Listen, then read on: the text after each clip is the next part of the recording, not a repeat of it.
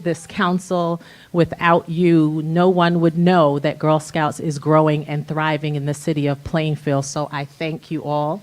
And I would be remiss if I did not give a shout out to our Assemblywoman, Wonder Woman, Linda Carter. She also serves on the Girl Scouts Heart of New Jersey Board of Directors, and she found it not robbery to come here and be with us on this special occasion.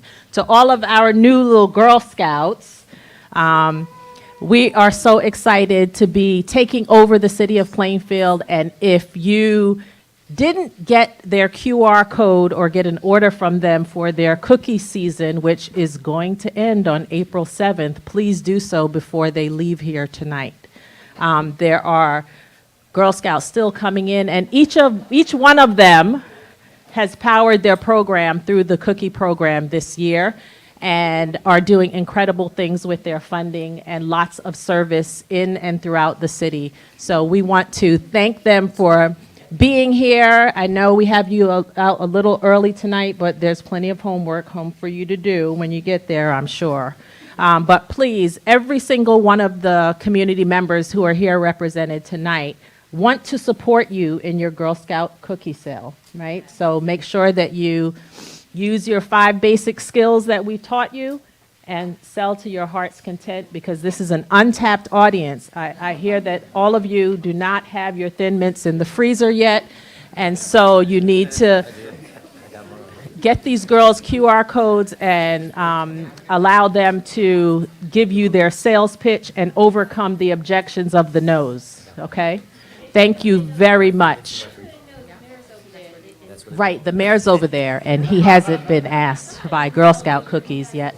So we will leave you now and not disrupt the rest of your meeting, but know that you have entrepreneurs in your midst, and they are here to sell you their Girl Scout cookies so that you can power their program.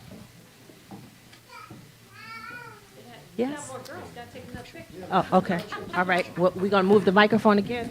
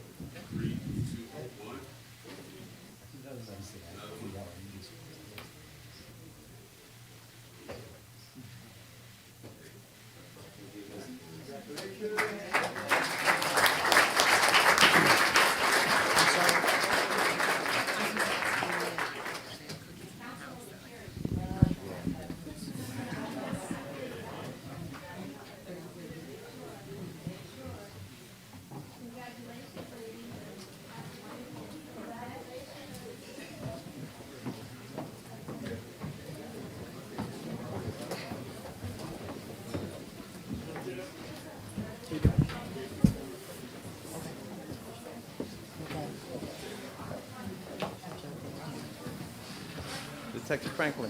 This young lady's calling you.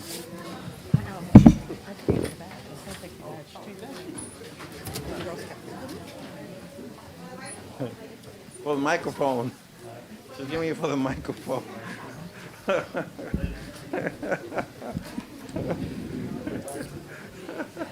Okay, we now move to discussion items. There will be a presentation by DMR Architects regarding the 2024 Community Energy Plan. DMR Architects. How are you, sir? I'm all right. How about you? Thank you very much. Thank you. I was just about to ask how to raise this. Appreciate it.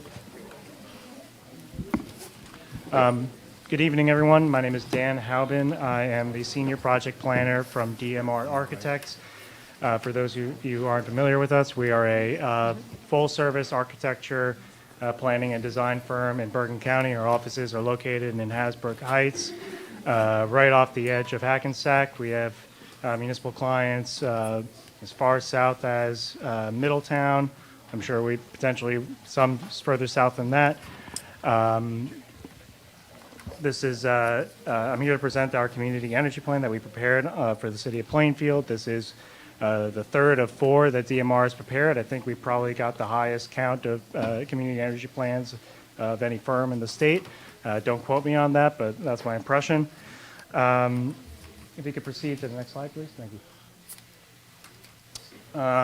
One back from that, actually. Yeah. The Community Energy Plan program was created in 2021 by the state's Board of Public Utilities in order to encourage municipalities to advance the goals of the state's 2019 Energy Master Plan, which is a plan that's adopted periodically by the state. I think they're now trying to do it every 5 years, although they're not consistent about it always. The 2019 plan was unique in that it set a goal of achieving 100% clean energy throughout the state by 2050 and reducing the state's greenhouse gas emissions to 80% of the 2006 levels by 2050 as well. I think the governor wants to bring that down to 2040 as soon as possible. It's a unique plan in that it was one of the first to target vehicles as a way to expand clean energy. Should I pause while everyone's If coming you'd out? like to pause for a minute, Yeah, we I can pause. That's fine. I know the Girl Scouts, you're welcome to stay if you want to stay for our meeting, but certainly are not obligated to stay. I know some of you have homework, so you can feel free. I'm going to put them to sleep. Yeah, that you can. I know a lot of the chatter is just people getting ready to go home and contemplating if they want to hear this architect plan. They shouldn't stay here for me. Just one more minute, Yeah, sure. because they're.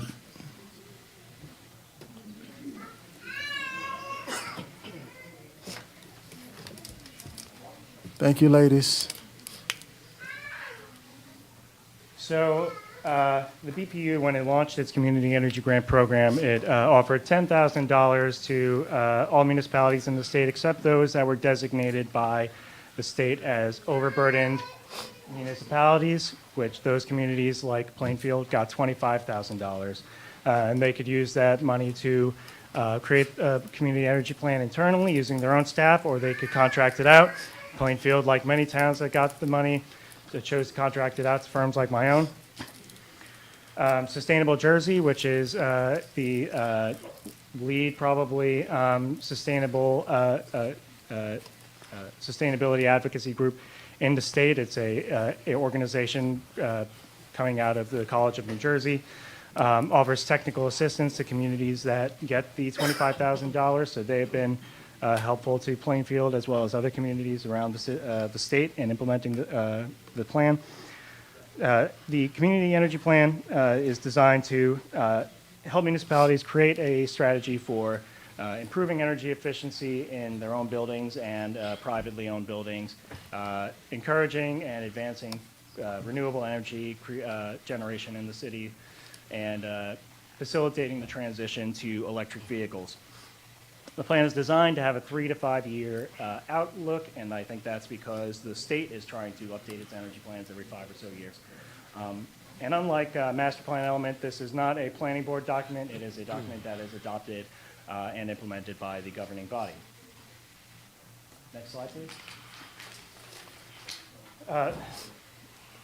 As you would imagine, the purpose of the Clean Energy Plan is to promote clean energy and less expensive energy sources than your traditional oil, gas, coal. The Plainfield Energy Master Plan includes 23 initiatives, and those initiatives span a wide range of issues, including improving the energy efficiency of buildings like these municipal buildings, encouraging private property owners to improve their energy efficiency, educating the public and particularly low and moderate income households on ways to improve their energy efficiency and even get assistance from PSE&G and the state to pay for their energy bills. To ensure that zoning permits solar and other renewable energy sources, electrifying municipal fleets, so police cars, for example, garbage trucks, and expanding or creating rather in the city a public EV charging network. So allowing people to park in municipally owned parking lots, park in the curb, and be able to charge their vehicles while they're going to these meetings, going to the library, going shopping, taking the train to work. Please. So the master plan from the state had 7 strategy areas. Only 6 of them apply to the municipalities. So those areas, as you can imagine, are reducing energy use from the transportation sector, expanding renewable energy generation, improving energy efficiency of existing buildings, promoting green building practices for new buildings, making sure that community energy and options for more affordable energy are accessible to the public and, again, particularly low and moderate income households, and expanding the innovation economy. And what that means is putting municipalities at the forefront of emerging technologies like energy storage batteries and solutions like microgrids, where municipalities or portions thereof can generate their own electricity and not be dependent on the statewide grid when it fails, being able to have power for critical facilities like municipal facilities or hospitals, sewage treatment plants, etc. Next slide, please. So again, the initiatives in this plan include everything I've mentioned: zoning and adopting regulations and permitting processes to make sure that the city is ready for electric vehicle charging, renewable energy generation, battery storage, creating not only a public electric vehicle charging network, but also encouraging major workplaces and fleets, for example, enterprise truck fleets. Closer to the mic. To have their own EV charging solutions on site. Training staff and making sure that your public safety and building, permitting, reviewing staff are educated in the technology and making sure that they know what to look for when inspecting buildings that are installing solar, charging facilities, etc. Establishing a green building standards in the municipality through a green building checklist, which doesn't have a power to force developers to adopt green building practices, but puts them in a position where they have to publicly disclose what practices they are or are not adopting, which might make them more inclined to do things they wouldn't otherwise have wanted to do. Ensuring that the public and businesses are educated about the wide range of incentive and assistance programs that are available, particularly right now with the political environment. There's a big push by the state and federal government to expand these technologies and this infrastructure and make sure that there's money for communities to reduce the local burden on producing for these charging networks, the infrastructure, et cetera. I want to emphasize, not on that checklist, part of the plan is to explore mobility sharing, so bike sharing, car sharing, to reduce the burden on residents of having to own their own car to get around, own their own bike, to encourage people to not drive, to have to get everywhere. Next slide, please.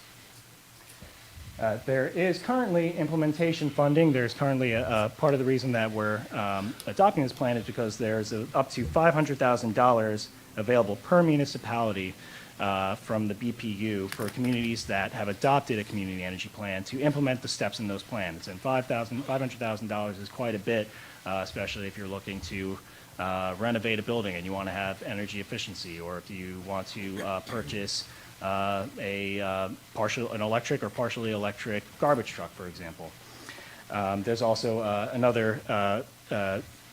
several sets of incentives out there for communities to go for. I believe we got an email from Sustainable Jersey about one of those programs, so we should be looking at that as well. The plan encourages the city to establish a green team, and that is a body comprised of a mixture of volunteers and staff and officials who will be responsible for implementing some of the soft components of the community energy plan, particularly outreach. It takes the burden off of staff and officials to have to address that when they have so many other duties already taking up their time. The plan believes that there's an emphasis on commercial energy efficiency will have the greatest impact, especially in a city with so many households being renters. Renters don't have as much of the ability to reduce the energy impact of the buildings that they live in as a homeowner does, because they don't you have the ability to unilaterally put solar on their roofs or chargers in their driveways. So the commercial, and I think commercial in my mind also includes landlords and multifamily buildings. Route is the best for outreach. The takeaway, I think, from the plan should be that energy improvements pay off. They reduce the energy cost for the community, which translates into reduced tax burden. There's incentives from every level of government right now to make these more affordable to communities around the country. And there's renewable energy credits that you basically, if you have solar panels on your roof, you can generate some level of income if you're not using all the energy created from those solar panels. So there's the environment right now for clean energy and renewable energy and energy efficiency is perfect for implementing this kind of plan. So that's the end of my presentation. I'll open it up to questions. I believe the agenda tonight is to adopt the plan. We do have a deadline that we're trying to meet for making sure that you close out the grant for your deadline so you get the grant money. That's it. Sure. I'm sure some of my council colleagues have questions. I know I do. Many know me as a proponent for the electrification of Plainfield and electric vehicles. So looking forward to seeing that infrastructure be built out through your guidance. Also, I know a lot of people, because of all of the incentives that the state offers regarding solar, you get a lot of calls of people trying to solicit you to put solar on your home. Is there any guidance that you can provide, or maybe a manual, some way where we can filter some of these companies so we can identify the good ones, the bad ones, what's a good deal, what's a bad deal, for people who might be interested in solar but are just wary from all these unknown companies calling to get them to install solar? Yeah, I wish I could. I've heard mixed things about companies that ask about leasing rooftops for solar. In some cases, I've heard that people are getting stuck with the cost from the previous owners who put the lease costs don't actually pay enough for the benefit of it. And then I know people who are bought electric cars, lease their roofs out to these companies, and the lease is basically paying for the charging cost of their electric cars. So it's sort of a mixed bag. I think there's probably the BPU might be in the business, and that's the Board of Public Utilities. They might be in the business of providing guidance on that. I'm sure there's scams, and often these companies, the BPU will have guidance on what companies they trust. I know that they've done that with companies that provide solar as an alternative to PSE&G or JCP&L. They have a list of companies that they actually say you could trust these companies to provide you solar or clean energy as your source of electricity. So in terms of a best practice, you would suggest that they vet a potential company by contacting the BPU to ensure they're reputable? Yeah, I think that's probably a good place to start. I think if you want to have some level of control over the solar you're putting on your building, loans or ownership is probably your best bet. But I know leasing is enticing, especially if you don't have to be stuck with the bill when you move out of your house, or you don't want to have to make any sort of down payment. So I think reaching out to the BPU up front is probably a good place to start. Do my colleagues have any questions? Question.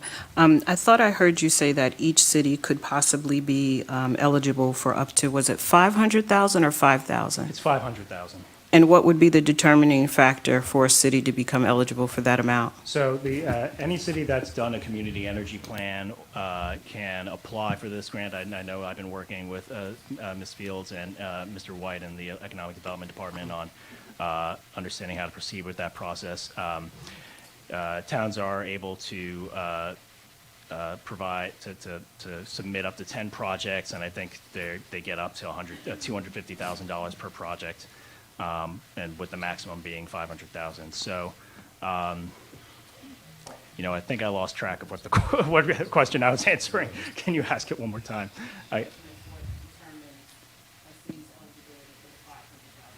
Okay, yeah. So there's a bunch of scoring criteria, including how shovel-ready, so to speak, the project is. If you're a overburden community, like Plainfield is, you get an extra, I think, 5 or 10 points out of 100 toward the scoring process. There's determination of how effective your organizational structure is in a municipality to implement the program. And then there's also some projects are pre-scored. So if you want to be sure how many points you're getting, so for example, I think energy efficiency projects for a municipal building are automatically something like 35 out of a total of 45 potential points. So and so is and I think electrifying your police fleet is something like 25 out of 45 potential points. So there's definitely projects that the program is encouraging towns to do, although there's a level of innovation that's allowed in the application process. Anyone else? Oh, one more thing on the subject of money. The New Jersey Department of Environmental Protection and the BPU jointly are applying to the EPA for a huge pool of money, I'm talking millions, for towns to eventually apply to. I think it's going to hopefully be in the summer. The application program will open for the criteria for the projects has to be projects that will realistically reduce greenhouse gas emissions by 2030. And so most of the projects in your community energy plan meet that criteria. And from my understanding, from my conversations with people involved in the grant program, there will be a slice of that money that's reserved for towns that have done community energy plans. So there's a lot of money down the road as far as I'm aware. Councilman White? Yes, thank you for the presentation. This is very important. And I did know we had some concerns. You did a presentation, was it March 7th, to the community? And Mrs. Levison, you did send an email stating that the public could still ask questions or make comments. What was the date that they have until? March 29th. All right, so the public can still make comments and any concerns or questions that they have until March 29th. Okay, thank you, that's it. Anyone else? How often is this grant funding available? So for the implementation grant funding, this is the first year they're doing it, and the hope is that they're going to do it every 2 years. And it depends on whether the state, obviously the state budget, whether the federal government's going to give grants to fuel these grants. So the hope is there'll be more, but this is kind of the opportunity to try and get it right now. Thank you. Hi, so with respect to your presentation was really good. Can you just briefly discuss how this program benefits residential property owners? When you say which program? With the solar program, you mentioned solar and I guess the solar panels and leasing panels. Oh, so that's the mayor, or I'm sorry, the council president was asking about different ways of putting solar on a private property. So there's basically 3 ways for you to get solar on your property, and that's you buy it outright, you own it. You get a loan, and typically the loan is designed to be just shy of what you're currently paying on your electric bill at the moment. And then, there's leasing. Some companies out there who are mostly the ones who are doing these cold calls, they want to lease it to you. They basically want to say, we'll lease your roof. We put solar on it. They get credits from the state's renewable energy certificate program for the energy generated, and you get a slice of that through the lease program. But just based on your presentation, what incentives, I guess, does your program or presentation offer to the homeowners outside of them getting, the renewable energy credits, perhaps if they're even eligible, if trees don't have to be cut down, if their roof faces south. So for the eligible homeowners, I guess your presentation, how would it benefit them as far as additional incentives? So when we started the process of preparing this plan, the city, I guess the economic development team and others selected the initiatives that the state sort of laid out to start that they wanted to include in the plan. And the ones that pertain to private solar, which is what we're talking about, essentially is limited to making sure that your zoning allows people to put solar on their roofs without overly burdening them with high permitting fees or excessive zoning standards. I will say, though, that one of the options of initiatives that the city could take, and some have done, and you still can, just even though it's not in this plan, is to put out an RFP for basically one or two solar contractors who, aren't going to be getting any money from the city, but basically they're going to be the designated solar contractor for property owners around the city. And what that does is you put yourself in a position where you could say, you normally would charge, if somebody called your company and said, I want solar, you might say it'll cost you $20,000 for me to do it. But because they're, being designated by the city, they're getting this high level of marketing. Essentially, you can levy a discount from them for all property owners. So you can say, we're gonna do this RFP. We want you to be our contractor, but you have to give X amount of % discount to property owners in the city. That's a way that you can make solar more affordable in town. That sounds good. Thank you. Okay. Okay. Well, you did say that we have until, the public and the constituents have until the end of the month, but what is the exact deadline? You said it's approaching, but what is the exact deadline? Zinobi, what's the exact? Yeah. We have to have in our performance report to the public utilities by April. So that's why the comment deadline is March 29th, so we have time. Thank you. Yeah, well, if the city were to designate a contractor or installer or two, it would make it even more important to really vet them to make sure that they're good, right? Yeah. So, all right, thank you. Appreciate your presentation. Thank you very much. Thanks. Okay, we have ordinances MC 2024-08 through MC 2024-12, which are scheduled for public hearing, second reading and final passage for the regular meeting as advertised. We'll now move to public comments, limited resolutions, motions, and ordinances to be considered on first reading.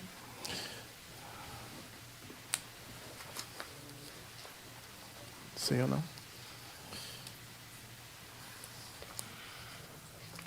State your name and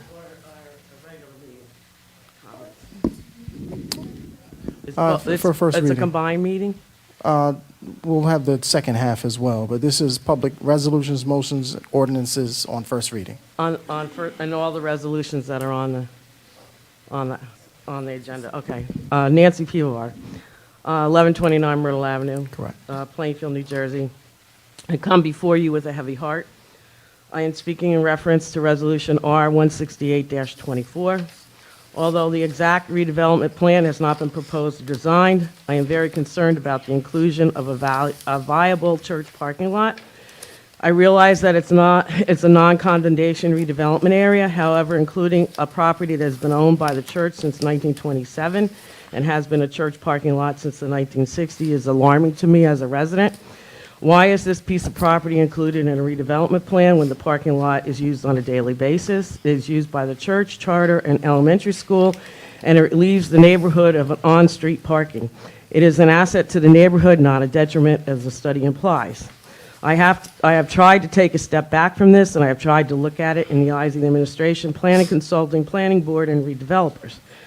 But what keeps echoing in my ears and my mind are these words on page 28 of the study. Quote, since this parking lot on lot 2.01 continues onto lot 2, effective redevelopment of lot 2 cannot occur without the inclusion of this property, unquote.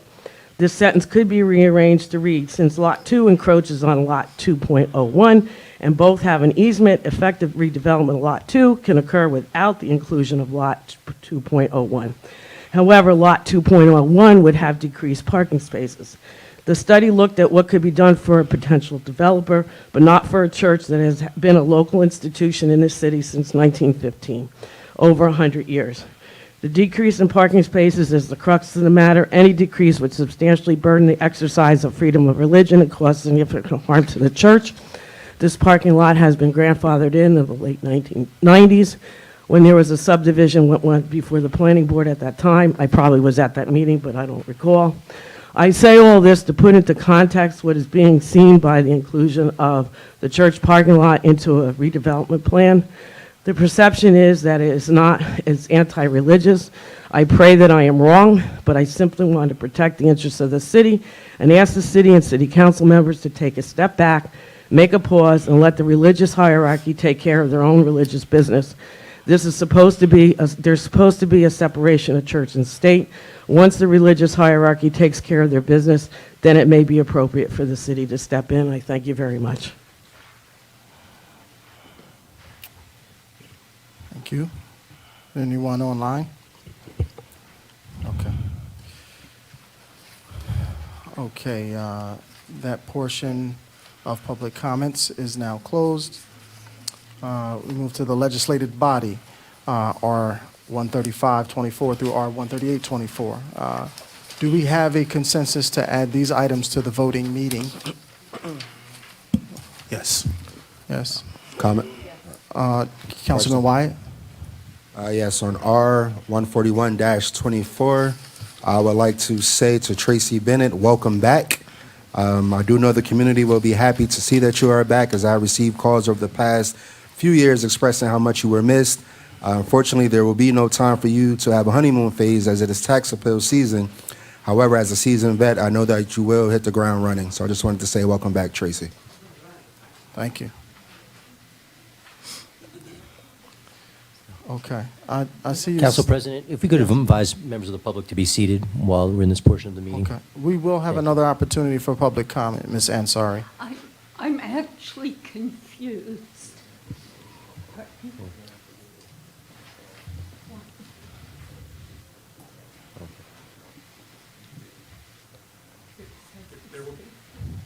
There will be a portion, I'm Maybe sorry. someone can clarify. This is not a question and answer period right now. This is an opportunity, this is the council's portion of the meeting. Meeting, when do I get There will be an to speak? opportunity to speak at the general public comment section. We are not there No, yet. I want to speak about a resolution. Well, that period is now ended. You had your opportunity and didn't speak. Thank you.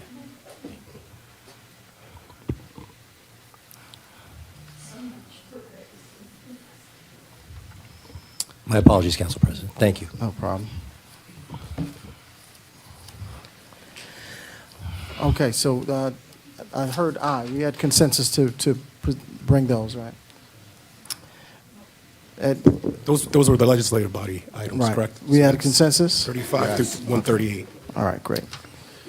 Okay, would the business administrator please present her items? Yes, thank you, Council President. I have 3 items on for this evening. The first one is a resolution with Brown and Brown, which you've seen for the past couple of years. They handle the minimization of our workers' comp fraud cases as a risk manager. The second one is approval to submit and accept a grant for $18,563 for drug and alcohol prevention programming that we do. That's also an annual one. And the third, which Councilman Wyatt alluded to earlier, is a resolution granting advice and consent to the appointment of Tracy Bennett back as our tax assessor, which is really wonderful news. She's a beloved tax assessor who was here from 1988 to 2022 as our tax assessor, and we are looking to get advice and consent to bring her back. Any questions from council members? Open to all. Councilwoman Cherry? Go right ahead. Resolution 140-24. Could you talk about what those programming would look like for the drug and alcohol? Yeah, it's recreation programming, so It's educational. It's like the DARE program, things of that nature. What ages? Young, under 18. Okay. It's all children. Thank you. I just want to echo Councilman Wyatt's comments regarding Tracy Bennett. She's a superior and fair tax assessor, and I'm also happy to have her back. Absolutely. Any other questions? All right, do we have consensus to add those items to the voting meeting? Yes. Okay, all in favor? Aye. Aye. Any opposition or abstentions? It's added to the voting meeting. Okay, Corporation Counsel. Thank you, Council President. I have one item this evening, resolution to provide an additional appropriation to the law firm of McManaman in Scotland. These are bills for services rendered in 2023. We received these invoices over the last couple of months, and once we received them, we realized we were over the previous appropriation of $45,000. As you know, McManaman Scotland is our primary redevelopment council, works on numerous matters. All the redevelopment plans are the designations for areas in need of redevelopment. They are essential to what we do. So I ask that the council award this appropriation. This will clear out 2023, and anything coming forward will be for 24. Okay, any questions from council members? Seeing and hearing none, do we have a consensus to add this to the voting meeting? Yes. Yes. Any opposition or abstentions? Okay, this shall be added. Thank you. You're welcome. Department of Finance, please present your items.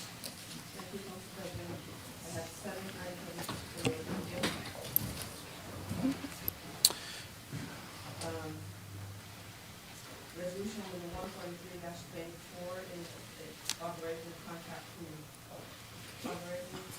award a contract to Millennium Strategies. This is for renewal of grant writing.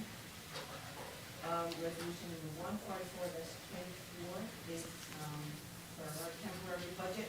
Since we have not yet introduced our 2024 budget, we are just extending the temporary budget through June. Resolutions 145-24 and 146-24 are year-end transfers that we usually make. Resolutions 144-24 and 146-24 are year-end transfers we make of unspent monies to put money into reserve. Resolution 147-24 is cancellation of erroneous tax sale certificates. There were 6 properties. 2 of the properties had bankruptcy, but they were incorrectly coded, and 4 properties, sewer and solid waste, had sub-accounts with credits. So we need to cancel those tax certificates.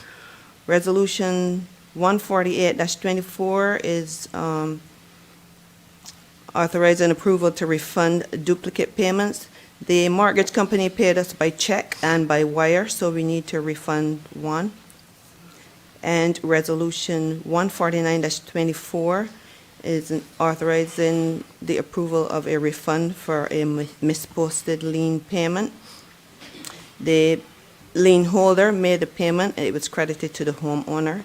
The homeowner later redeemed the lien in full, so we need to refund the payment made by the lien holder.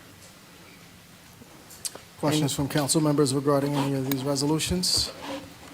Yes, regarding 149-24, it said that the amount was $6,154.71, and then the interest was $1,375.58. Are we incurring the interest because of human error? Since we had the monies, we have to pay the interest, and the interest is calculated through today's meeting. Thank you. Further questions?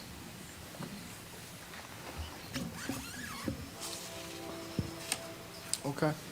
I did note the contract with Millennium Strategies, $60,000, but somebody may have a rough idea of how much in grant funding we get through their efforts. I know it's in the millions, but About $13 million. about $13 million. So that's a good bang for your buck, paying them $60,000 a year for them to return that. Assist us with grant writing to get additional funds. Yeah, we've definitely been pleased with their services. Okay, do we have a consensus to add these items to the voting meeting? Yes. Yes. All in favor, say aye. Aye. Any opposition or abstention? Let it be known. Okay, hearing none, those are added. Okay, Police Department, please present your items. Good evening, Council President. Good evening. I have 3 items for your consideration. 15024 is a resolution authorizing approval to extend the contract agreement with Extra Duty Solutions for the years 24 and 25 to administer the Plainfield Police Department's off-duty work assignments at no cost to the City of Plainfield. Resolution 15124 is a resolution for a 1-year annual subscription renewal for the Police Department's document management service with Power DMS, an amount not to exceed $7,816.46. And the last is 152-24, a resolution authorizing approval to apply and accept the New Jersey Division of Highway Safety's 2024 Distracted Driving Crackdown Grant that takes place around the Easter season from April 1st through April 30th. Distracted driving is, texting, talking on a cell phone, eating while driving, those types of things. That's all I have, sir. Well, eating while driving is not permitted? No, sir. That's good to know. Thought it was just a cell phone. Now we all know, we're all on notice. Any questions from council members? I have a question. For Resolution 152-24, first, thank you, Director Abney, for this. Can you explain what the $7,000 will be used for, and is there an opportunity to engage high school students in this campaign? Actually, there is, yes. It can be used for education. A lot of times it's used for overtime efforts to go out and basically patrol the city, catch people basically committing the act of distracted driving. But yeah, we can use some of the money for high school students, absolutely. We try to create a program. Thank you. You're welcome. For Resolution 150-24, is that as just simple as it sounds, where if a company or person wanted to hire off-duty Plainfield police officers, they just go through this company, pay the fee, and it's just as simple as that? As far as the police department is concerned, yeah, pretty much so. They would speak to police lieutenant who is in charge of the program. They will work out some of those, fine points, the details, and then the company handles everything else. Got it. Okay. Anyone else? Yeah, I always like those 4 or 5 words. No cost to the city of Plainfield is always a good thing. But I'm sure something's in it for them, but it's on the back end. We don't have to play. 7%. Yeah. All right. Do we have consensus to add these to the voting meeting? Yes.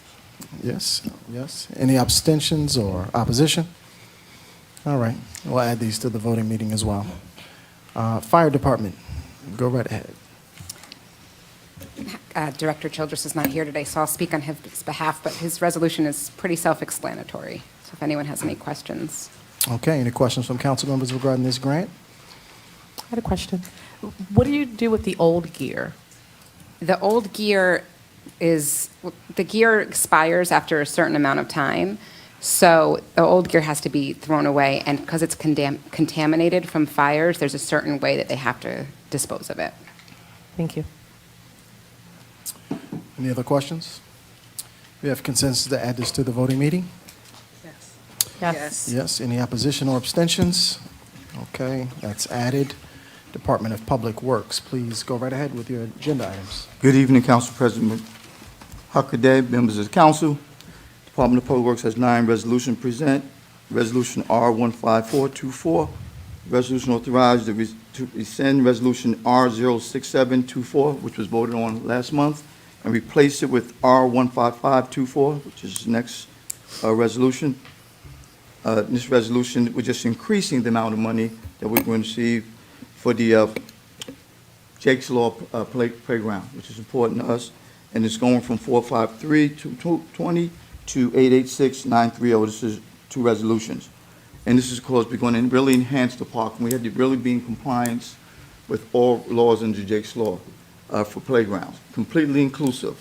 playgrounds.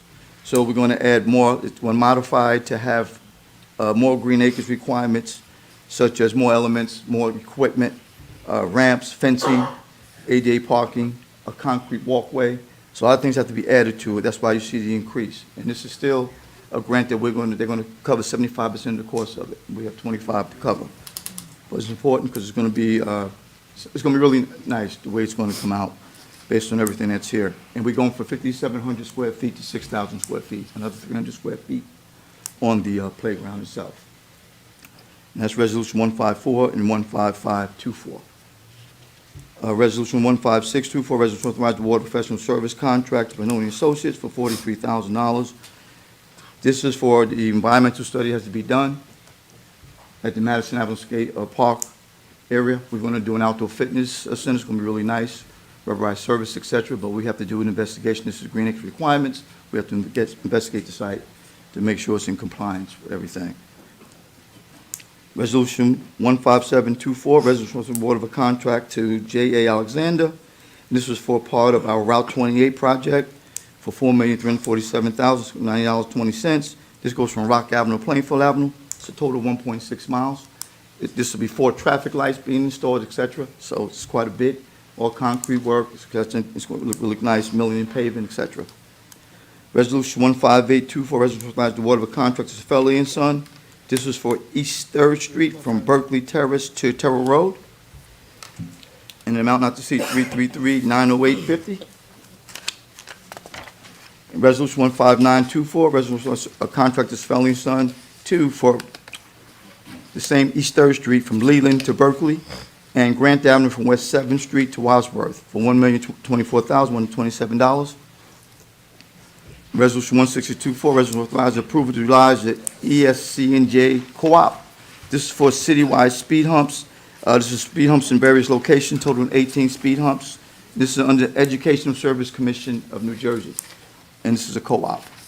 And resolution 16124, resolution ordering final payment decreasing the original contract of our change order by $69,376.07 and return of the retainage an amount of $3,488.92. And it's because the as-built materials that we utilized for the project decreased quite a bit. That's the purpose for the return of the funds. And resolution 1624, resolution authorizing 12 cleaning liens that we did, 12 cleanups, totaling $7,219.72. And that concludes my resolution, Mr. President. Thank you. These are all much-needed improvements throughout the city, so we appreciate your efforts here. If I had a magic wand, we would just wave it and everything would be improved instantly. But we know this is the grind that we have to go through in order to get Plainfield better than it was the day before. Do we have questions from council members regarding Public Works? Yes, question. Resolution 156-24, will you be involving community input as there are fitness groups within the city that have been eagerly anticipating outdoor fitness place here in Plainfield? So will you be seeking any community input at all? Well, I thought we did a presentation going back, Mr. Councilman, on everything with this. Most of the equipment we're getting is under state contracts, et cetera. We're going to get a variety of things that meets everybody's needs pretty much when we do this. So I think everybody will be really pleased with what we're going to do because it's just about quite a bit of equipment for everything. Thank you. You're welcome. Anyone else? Yeah. Excuse me. Regarding 157-24, I think I remember there being a struggle between the state and the city with getting that road done. Like, how'd you finally get it done? Based on the Honorable Mayor Mapp's help behind me and everything else, we will receive quite a bit of grant funding for the project. And in addition to that, we have some more grant funding coming our way soon for another, something else that the mayor has inquired that we received. So it's another $4 million that we may have to help us really get this whole project done and totally grant funded. Yeah, that's kudos, because it took a lot of years to finally get that part of Front Street done, with Yes. knowing the history of that. So kudos to Mayor Mapp and you, Director. I actually want to divert my question regarding the speed humps to Director Abney, because I really want the public to understand why the speed humps are important to have, because there's this struggle about, why do we have them? We don't want them. We don't need them. And then we have people complaining about cars flying through our city. So can you just explain why having speed humps is important? I'd rather pass this on to my colleague, Director Dabney. We're kind of a 1-2 punch on this, and he's the knockout, so I'll let him handle it. Sure. Well, just respectfully said, thank you, Director, too. Like you said, we're a 1-2 punch, work together. And all our information that we do, we put in speed humps. Of course, we have to do a traffic study first and foremost before we can do anything. And that all comes based on the accident data that he provides to us, so we can have and monitor it. And then we start doing the study to see if speed humps are warranted in the area. So the methodology is a lot of things we use. Anything 30 miles an hour or less, and less than 3,000 cars may require a speed hump, whereas more wouldn't. So there's criteria that we have to use and methods we have to use before we can install a speed hump. And that's on the DOT guidelines. It's not like we just can go put them anywhere. We have to do the study, analysis, and everything else, and then we install the speed humps and additional signage that goes with the speed humps in different areas. And the 18 that we put in are in various locations throughout the city. And as time goes on, there'll be more to come based on, again, accident data we received from our finest, and it just takes us over so we can get everything done. So that's what warrants a speed hump for anything. So there's a lot of criteria that are used, and it's over a 7-day period that they do the study in the area to make sure it warrants speed hump. Yeah, I just want to say that I want to continue to see the increase of our children riding bikes through our town, getting from one end of town to the next and going to the store and things like that. And I want our cars to slow down and be mindful of our children riding bikes in our city. And that's why we're taking all these traffic calming measures that the mayor wants us to take to make sure everyone is safe for the kids, everyone. We want to make the safety for everyone. The traffic calming that we're doing is across the board, whether it be the four-way stops, enhancing our intersections with traffic lights, or speed humps. So we're taking every measure possible to try to make things better for everyone and safer. And I'd just like to follow up on that. Also, it does entail traffic enforcement. The police department plays a major part in what we're doing. Besides providing information of studies to be done by the Department of Public Works, we're out there. Our traffic unit is very, very active. They're very visible. They are constantly doing different projects in town to let the public know that we want them to slow down because we want to make this town safer for our children, for our elderly, for everyone, but especially for the children and the elderly of the city. Director Dabney, a quick question. I get this question a lot from my constituents about speed bumps. How would somebody go around, how would they go about requesting a speed bump on their street? And that's a good question. You can refer it to my office. And from that point in, what I would do, I would contact the police department too, so we can check the accident data that's available, see what goes on. And then as we get quite a few calls, we'll do a traffic study based on maybe we get like 8 to 10 complaints, so we can make sure we have enough, because the study costs money to do. And you want to do it based on cover quite a few streets. And we do ride around, and we do get quite a bit of data information. So that would help us to think about doing it. Thank you for that. You're welcome. Any other council colleagues wish to question? Okay. Do we have consensus to add these items to the voting meeting? Yes. Any opposition or abstentions? Okay, these shall be added to the voting meeting. The Department of Economic Development, please present your items.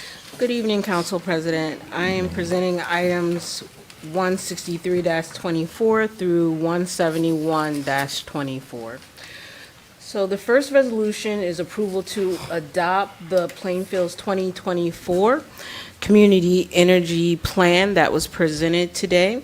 The energy plan focuses on increasing energy efficiency, expanding renewable energy generation, and promoting electric vehicles.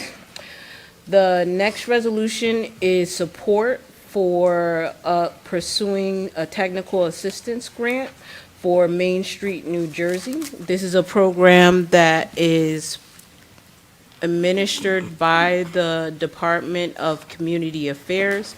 It offers technical assistance, any training for advancing issues related to marketing downtown, business recruitment, and also support for professional consulting when we're looking for advancing support for small business development. The next is related to returning a maintenance bond for Wawa. That is the South Terrell Urban Renewal LLC. They have been open for 2 years. We hold on to a maintenance bond at 2 years after construction. That maintenance bond is $3,879.88. The next resolution is related to acceptance of a grant for $1.5 million for the Center of Excellence. This grant is given from the DCA, or Department of Community Affairs.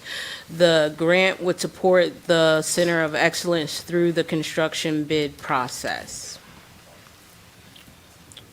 The next two resolutions are related to directing the planning board to develop a redevelopment plan. One is for Block 308. The next one is a redevelopment plan for Block 458, Lots 2 and 2.01, as well as Block 548, Lot 9. These one redevelopment plan, Block 308, would be for entertainment district. The next redevelopment plan would focus on educational use. The next resolution is to conduct a study for Block 551, Lot 21.01, and Block 612, Lot 8, which is otherwise 614 through 20 Lee Place and 534 South Avenue. The next resolution is to designate a redeveloper. The designation would be for 314 BSD LLC as the redeveloper for 314 to 322 East 4th Street. This would be a project to develop a 5-story building. It would include 48 residential units, 5 of which would be affordable, so 10% affordable, 48 parking spaces. The next resolution is to amend and restate the TOD West Urban Renewal LLC effort. This ranges from 225 to 31 West Front Street. This is to revise the project. Originally, the project was going to be 10 stories. In most cases now, it's going down to 6 stories. It was originally going to be 355 units. It's going down to 282 units with 262 parking spaces. And that concludes my presentation. Okay. Any questions from council members? Yes, 167-24. I know that one of our constituents asked a question earlier regarding that. So are you referring to Block 308 or Block 558? One on George. Okay. Looking at 1224 George Street to 36 George Street, this involves both the parking lot that is owned by St. Bernard's Church that's across the street, as well as a neighboring lot that has a building on it by a separate owner. That owner is here today, and that owner has committed to working with a shared agreement for parking with the church. Thank you. Question. First, R165-24. I'm happy to see that we are receiving grants. Do we know the total cost that it would take for the Excellence Center? We are working on the estimate right now, but we're looking at how much it would be for a 55,000 square foot building. So this is for professional service, not for the construction. All right, my next question, R167-24. It was stated that the lot was sold. That's which one? 2.01, I believe. However, doing my research, I see that there was not a deed recorded at the county, but I do know sometimes it depends on the attorney. They can just not have filed it with the county at the time, but Can you go on record confirming that that lot was sold? That lot was sold. And the owner is here today. All right, thank you. Any other council members? Madam Director, I know you indicated that the owner of the lot on George Street is here. I don't know if we need to hear from him Yes. in terms of hearing about the parking agreement. I also heard from that constituent via email as well, expressing concern about that parking. So we want to make sure that communities' concerns are assuaged in that respect.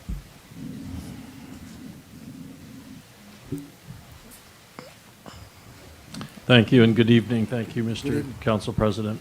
My name is Gregory Tobin. I'm President and Executive Director of Renew International, and we've been located at this property under question for 30-plus years and owner of the property for approximately 25-plus years. And yes, with conversations we've been having internally, and we are in conversation with the Archdiocese of Newark, who is basically our governing body by bylaws. We are, and I just want to reaffirm what Ms. Field said, we are absolutely committed to ensure that the parking will continue to be available through the cooperation and the commitment of any potential buyer. And we have, in conversations as well as in written form, those commitments, and we have our commitment to do that. We'll be meeting with the Archdiocese later this week as well, and we'll reaffirm that. Thank you. Council President, the New Jersey Archdiocese is here too, if you would like to hear from them. Okay. Can we hear from them too as well? Thank you. All right. They don't have to speak if they don't want, but they're welcome to. Good? Okay, no worries. Thank you. Okay. Any other questions from council members? No. Okay. For, let's see. I'm sorry, Council President, one more question. Please go right ahead. Just for clarification, I didn't write it down in my notes. R170-24, you said how many would be affordable housing? 10%. 10%? Mm-hmm. Okay. And do we know how long the pilot will be? The financial agreement hasn't been negotiated yet. Okay, thank you. Okay. I'm going to abstain from 167-24, so I'm going to ask if we have consensus for the remainder of the items, and then we'll vote on 167 separately. Do we have consensus? Yes. No. No? Did I hear a no? Me. What- 170-24 as well, I'm sorry. Okay, so we'll pull that one as well. Is that the resolution you were saying no to as well? Right, because I wanted some more details on it when you were talking about, when the gentleman came, stood up and was talking about the parking lot. I know he was saying that they made a deal, but I wanted to make sure. Okay. Oh, so that was 167 as well? Correct. All right, so. All right, Pull so. those for separate vote. Yeah. Yeah, those are separate. Separate? Yes. Oh, okay, okay.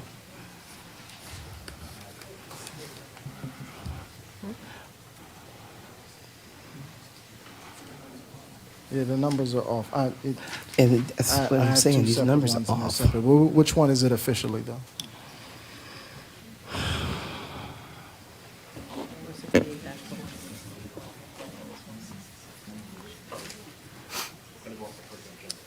Of the printed agenda? Okay. And that'll be 168, and Councilman Wyatt, I believe that's, it's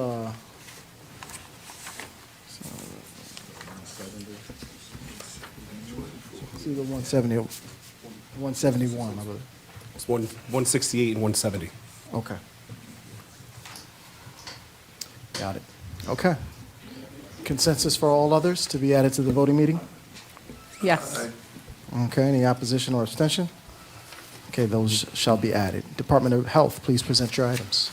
Good evening, Council President and Council. I have 5 items for presentation tonight. The first one is 172-24 through 176-24. 172-24 recognizes 2024 National Community Development Week. This is the 50th year of such activity, and we will be having a reception at New Covenant Food Pantry, which is part of New Covenant Church. Invitations should be going out. That will be April 1st at 1 o'clock, where we recognize all the organizations that benefited from the block grant, and this is an exciting time for us. Second resolution, 173-24, is recognizing or requesting an agreement and authorizing us to use Jobs for Blue services, which are our public protection services for the House Music Festival, not to exceed $20,500.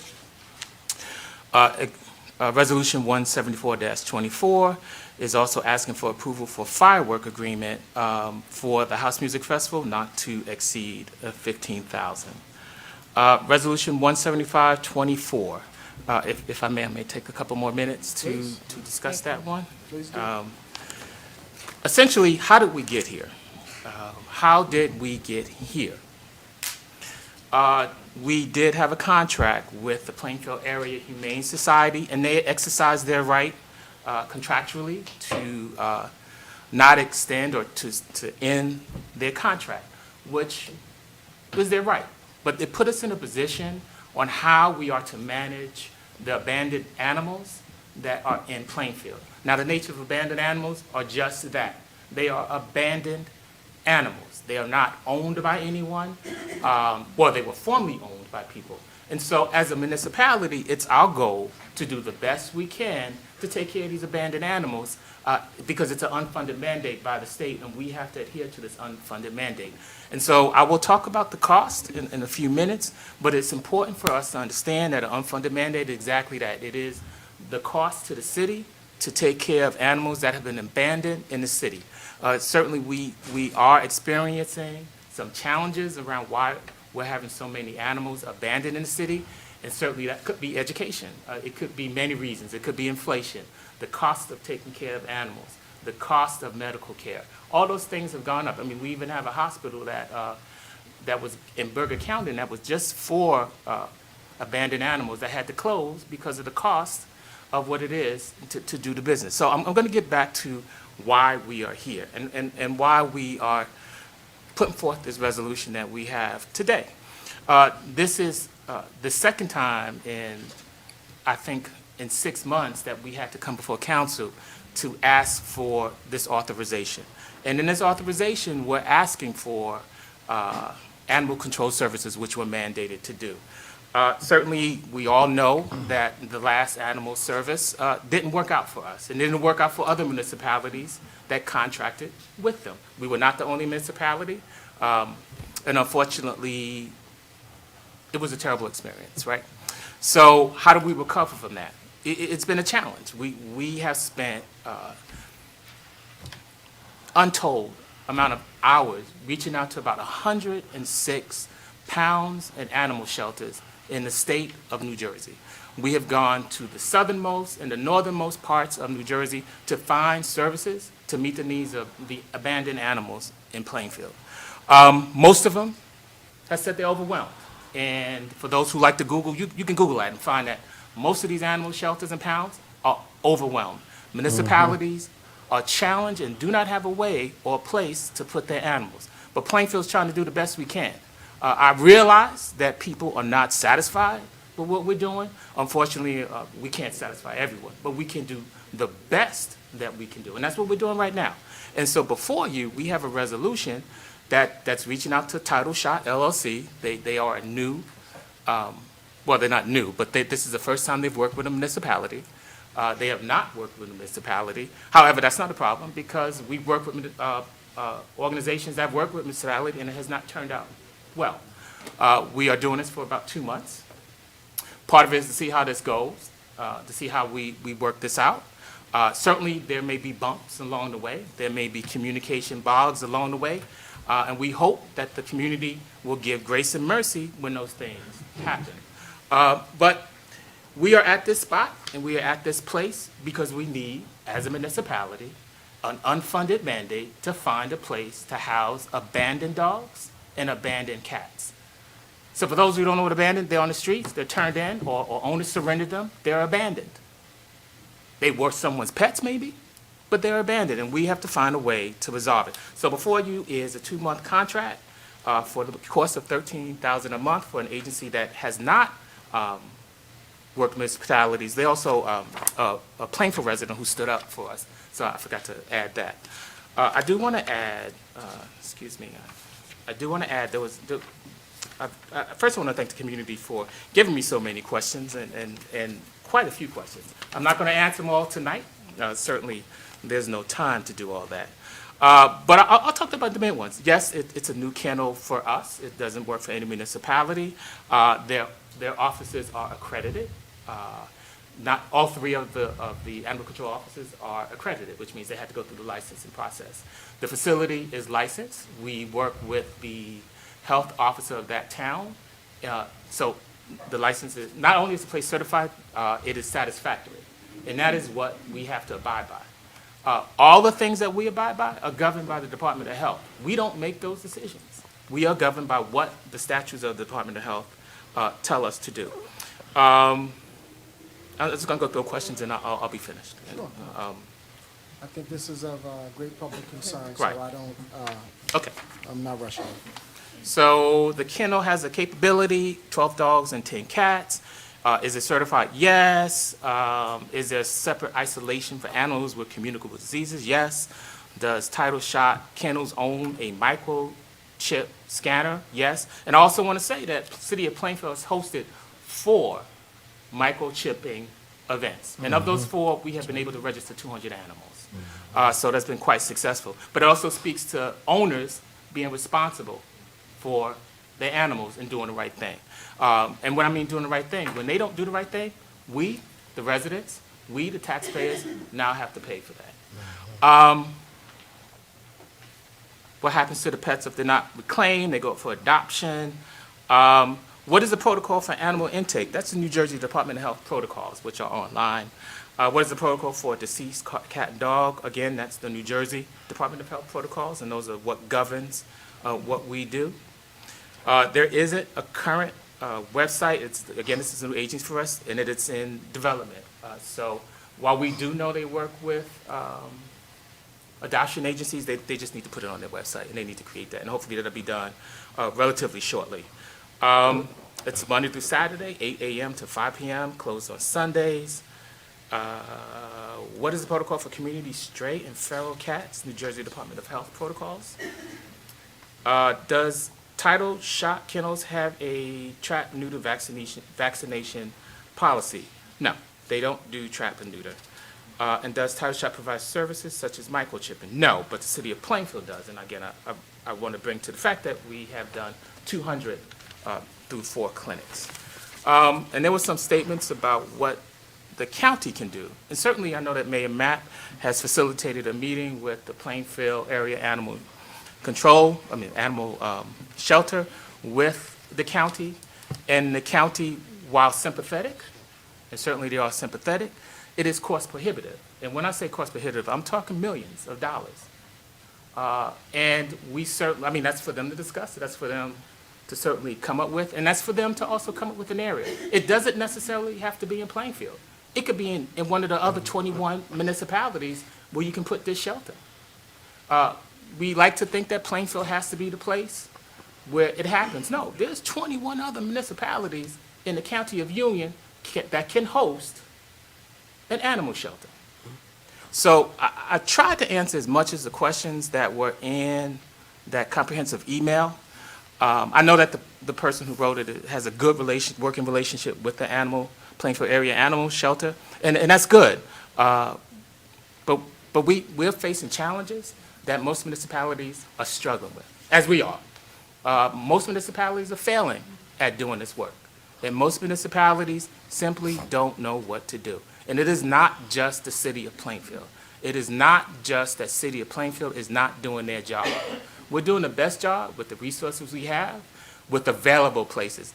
It boggles the mind that we can call 106 places and they cannot help us. We even called here in Plainfield. Of course, they couldn't help us either, but I'm sure because of resources, so I'm told.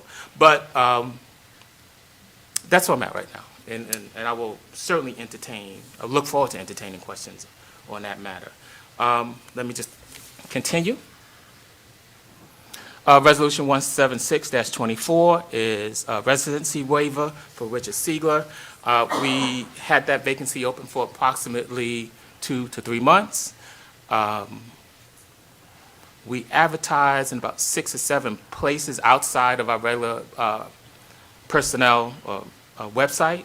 And one of the 3 people that applied, one was a Plainfielder, but they did not have the credentials. And not only do they have to make the credentials of the city of Plainfield, but they also have to make the credentials of the WIC program as well, the national WIC program. And so I asked, so those are my 5 resolutions. Any questions from council members? I have a question. Go right ahead. First, thank you, Director Brown, for your due diligence. I know you've been working around the clock to try to figure this out, and you've been yielding a lot of phone calls from our constituents and me as well.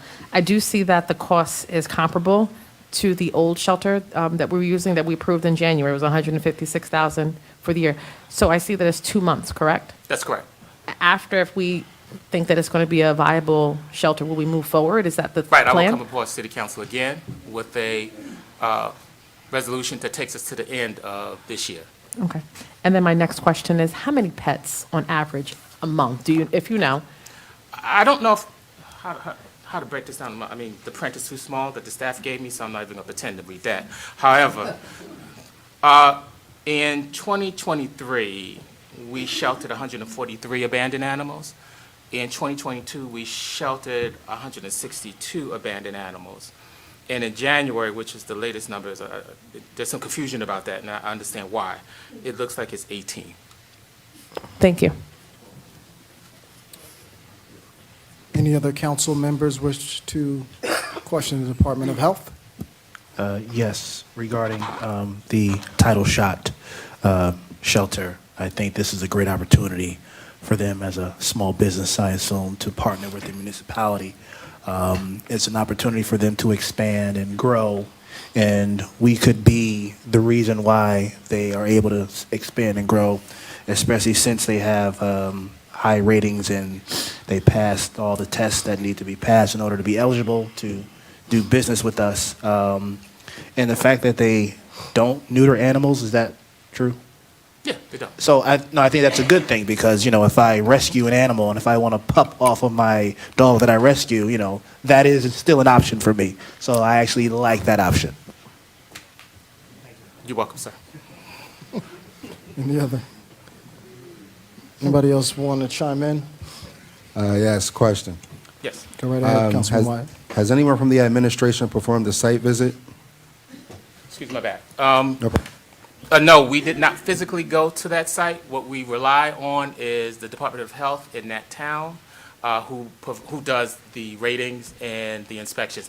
And I would like to say that with all the attention placed on this whole experience, it is getting statewide attention because all municipalities are struggling with this. I would imagine that they would just not take that lightly, right? They would be there before they would tell us it's okay. Okay, and I asked that question only because January, like you said, we did vote unanimously on a resolution. So we have to trust but verify the information. Do they understand the scope of the work? Because I believe you said there were 12. They can take in 12 dogs. They have enough shelter. So the information that I got, it says that we receive an average of 6 dogs a week. So what's the solution for that, and how would that work out with them? I don't know where that information is coming from. $6 a week, I'm not sure what that is. That's quite a bit. It's actually 12 a month. Right. 12 abandoned animals per month. Yeah. Right. Okay. All right. So there must be misinformation. The second question was looking at the website. It speaks about dogs. In the city of Plainfield, there are many cats as well. So do they have a plan for cat intake? Sure. They can take up to 12 cats. All right. Thank you. I'm sorry, 10 cats.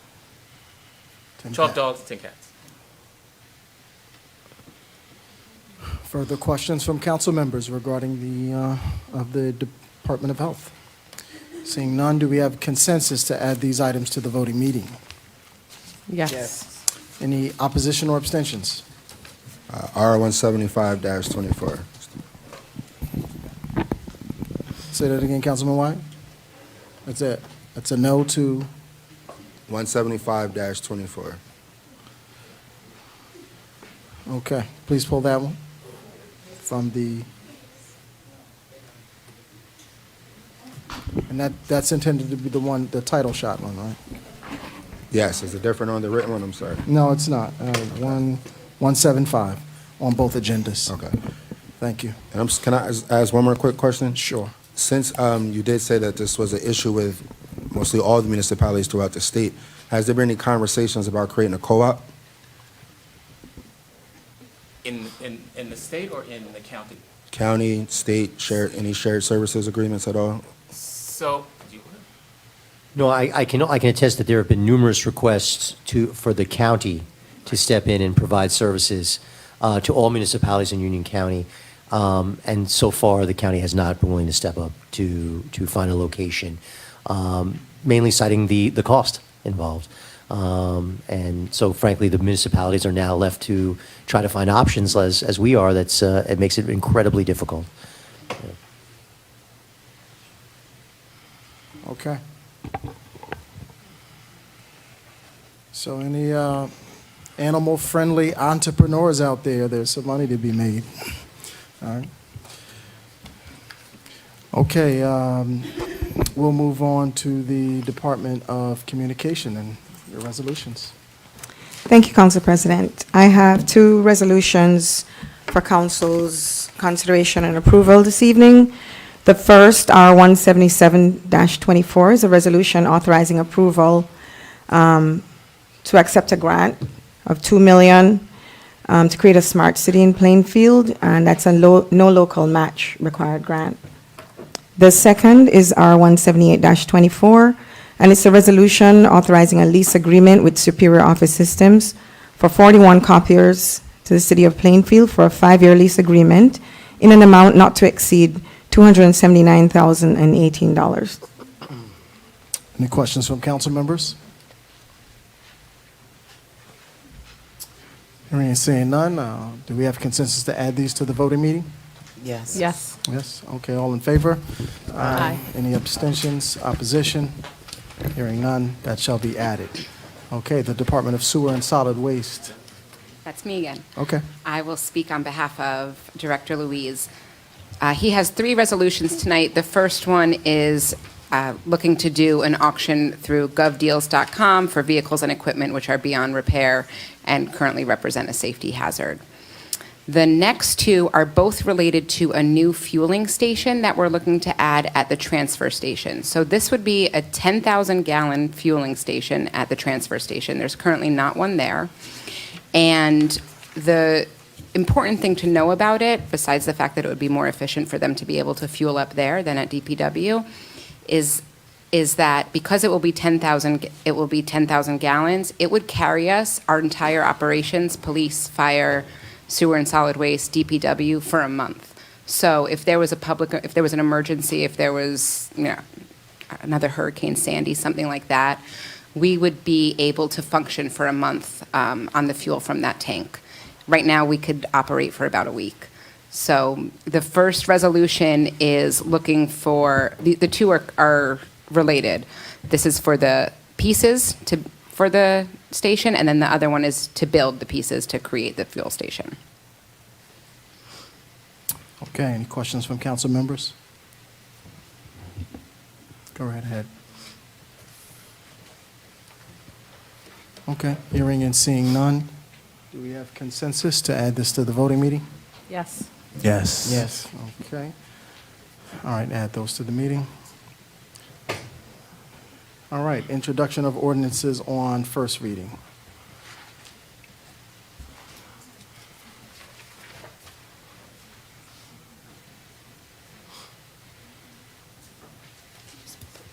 Okay.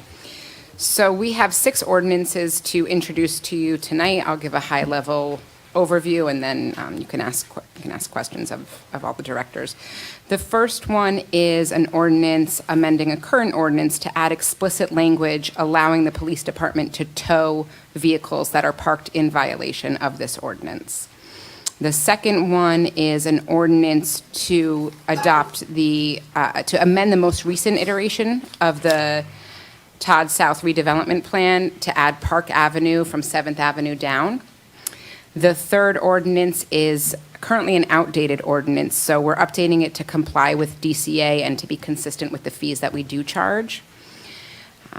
The fourth one is that we are looking, so I believe the second reading was last month for the cannabis transfer tax, and in it there was language saying that we would lien the property, but because the cannabis vendor is not the owner, they're the tenant, we can't lien the property. So we're removing that unless, of course, in an instance where the cannabis vendor is the owner, then we would lien the property if they were delinquent in payment.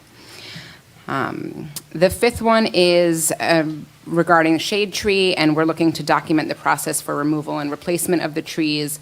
This will give us an application process for doing that and fees for noncompliance.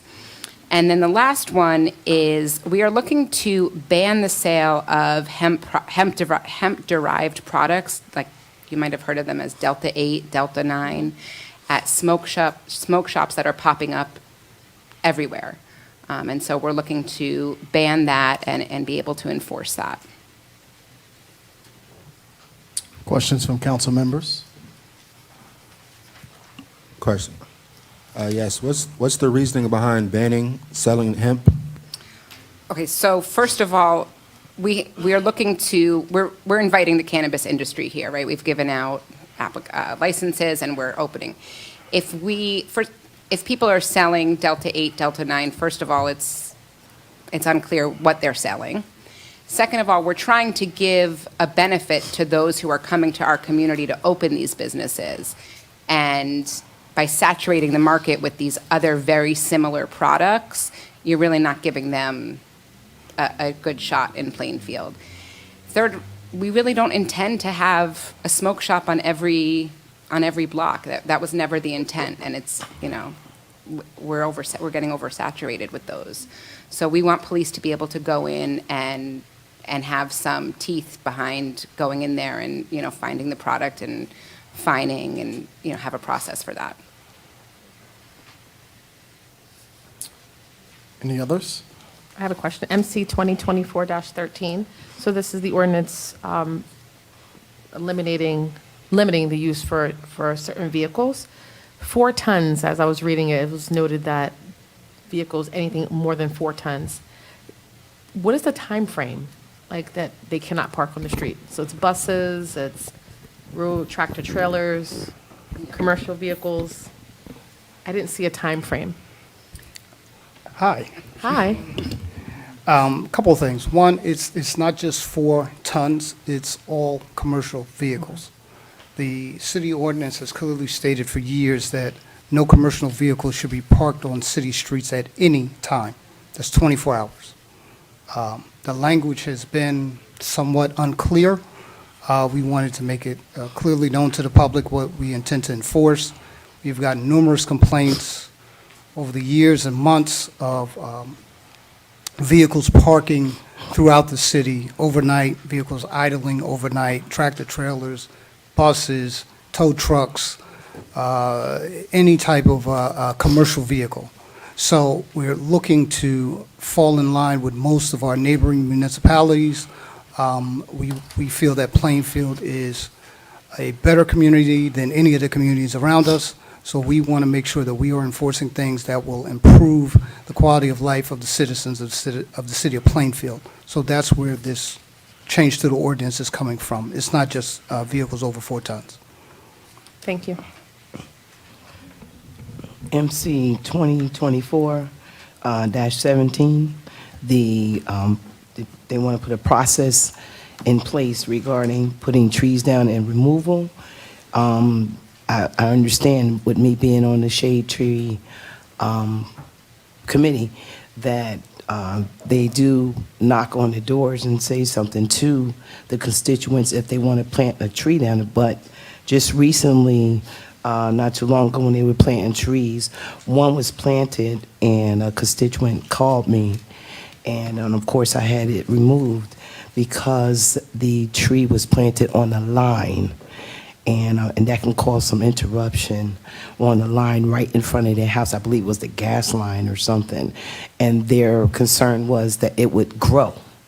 So yes, it was moved, and this is a good thing for them to have this in place, this ordinance, just the same, but the residents definitely have to be notified because this particular constituent was concerned, and of course, it was taken care of, as always. And also, I want to say it's MC 2024-13, about the oversized vehicles. What about on private property? I know definitely in the 4th Ward, there's a shop around the corner from me, and he got tons of trucks and everything around there that I would like to see removed or looked into or something, because again, I believe the certain size, it probably shouldn't be there. It's on Plainfield Avenue, I believe it is. Is it a commercial property or is it a residential property? It's a Danny's workshop or something over there. If it's a garage, It's not a garage. that repairs vehicles, I think it's okay. I may have to dig into it a little bit deeper. Okay. This is more of a concern in regards to residential properties. Right. We have a lot of people parking vehicles, like I said, in front of their residences. If the vehicle is parked on private property, it becomes a code enforcement issue. It's not Okay. really a police issue, but we're trying to keep these vehicles off of the roadways. Okay, yeah, because those vehicles, they change quite a bit. I can see it practically out of my back door, so I'm watching all the time. Let me just add something to that, Mr. President. Go right ahead, Mayor. That's a good question that was asked, because we've had complaints over the years, and commercial vehicles should not be parked in the driveway or on the property of residential properties. It affects the quality of life of neighbors, and neighbors don't want to see it. So trucks should not be parked in the driveways of residential properties. And if you see them, you should contact the city so code enforcement can pretty much enforce the ordinance. I don't think anyone wants to see a tractor trailer parked in someone's driveway.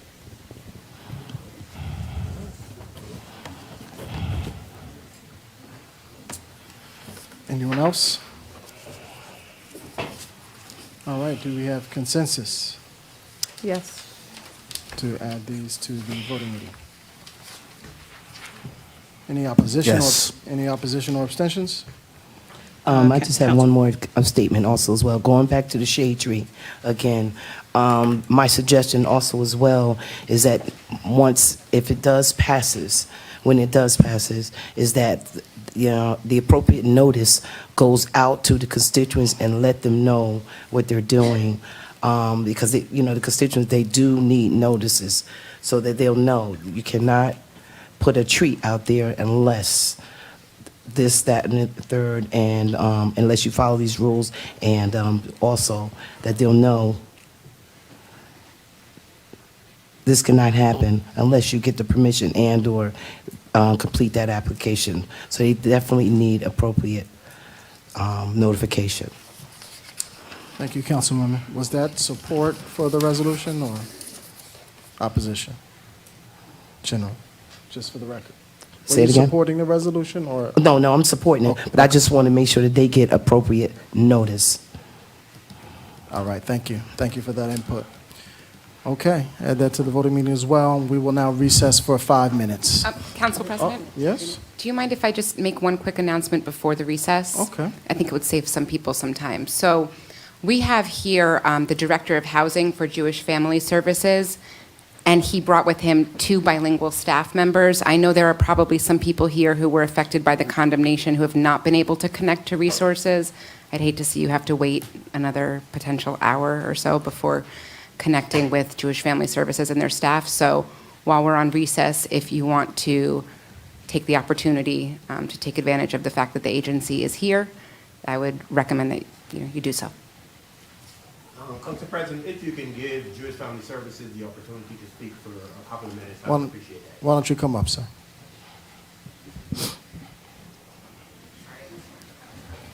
No worries. Good evening, council, members of the city of Plainfield. Pleasure to be here. Again, my name is Peter Jacob. I'm the Director of Housing at Jewish Family Service. We're located at 655 Westfield Avenue in Elizabeth, New Jersey, but I'm also very proud to say that beginning this year, we have an office right down the road at the Joanne Hollis Gardens. We're there on Tuesdays and Thursdays, providing the same housing services. We do rental assistance, we do rental arrears, we also do diversion, which is emergency funds for needs. We were here on the ground the week of when the incident happened here in Plainfield with the condemnations. We were at PPAC. It was wonderful to see the community come together to address this issue, and we were happy to assist numerous individuals. And what we have learned that, there's a lot of things going on. People are still in need of assistance. And our staff here, I have Stephanie Enriquez with me, as well as Marta Otero with me today. They're both bilingual Spanish, English speaking. So we're happy to assist anybody who is in need of any type of rental assistance, ongoing assistance, case management services. And for those who are able to make it today, we're glad to assist. We have a sign-up sheet as well. You could set up a time to meet with us, as well as take the information back to people you know in the community. Thank you. Okay. We encourage all who need, still in need of services to utilize those services and to meet with them tonight, beginning with this recess. When the recess starts, if you still need his service, we just ask that you step outside to the hall to continue to get services while we continue the business of the meeting, if it takes longer than that. All right, 5 minutes.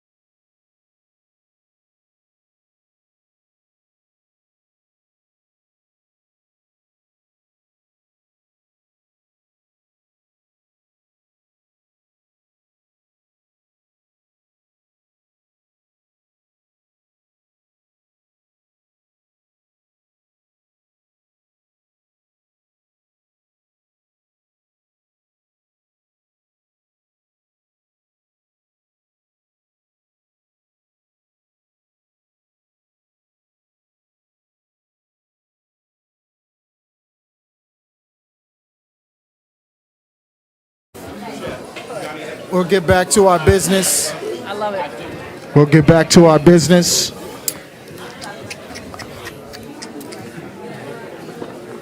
Those still receiving services, just step out to the back so that they can continue to get services.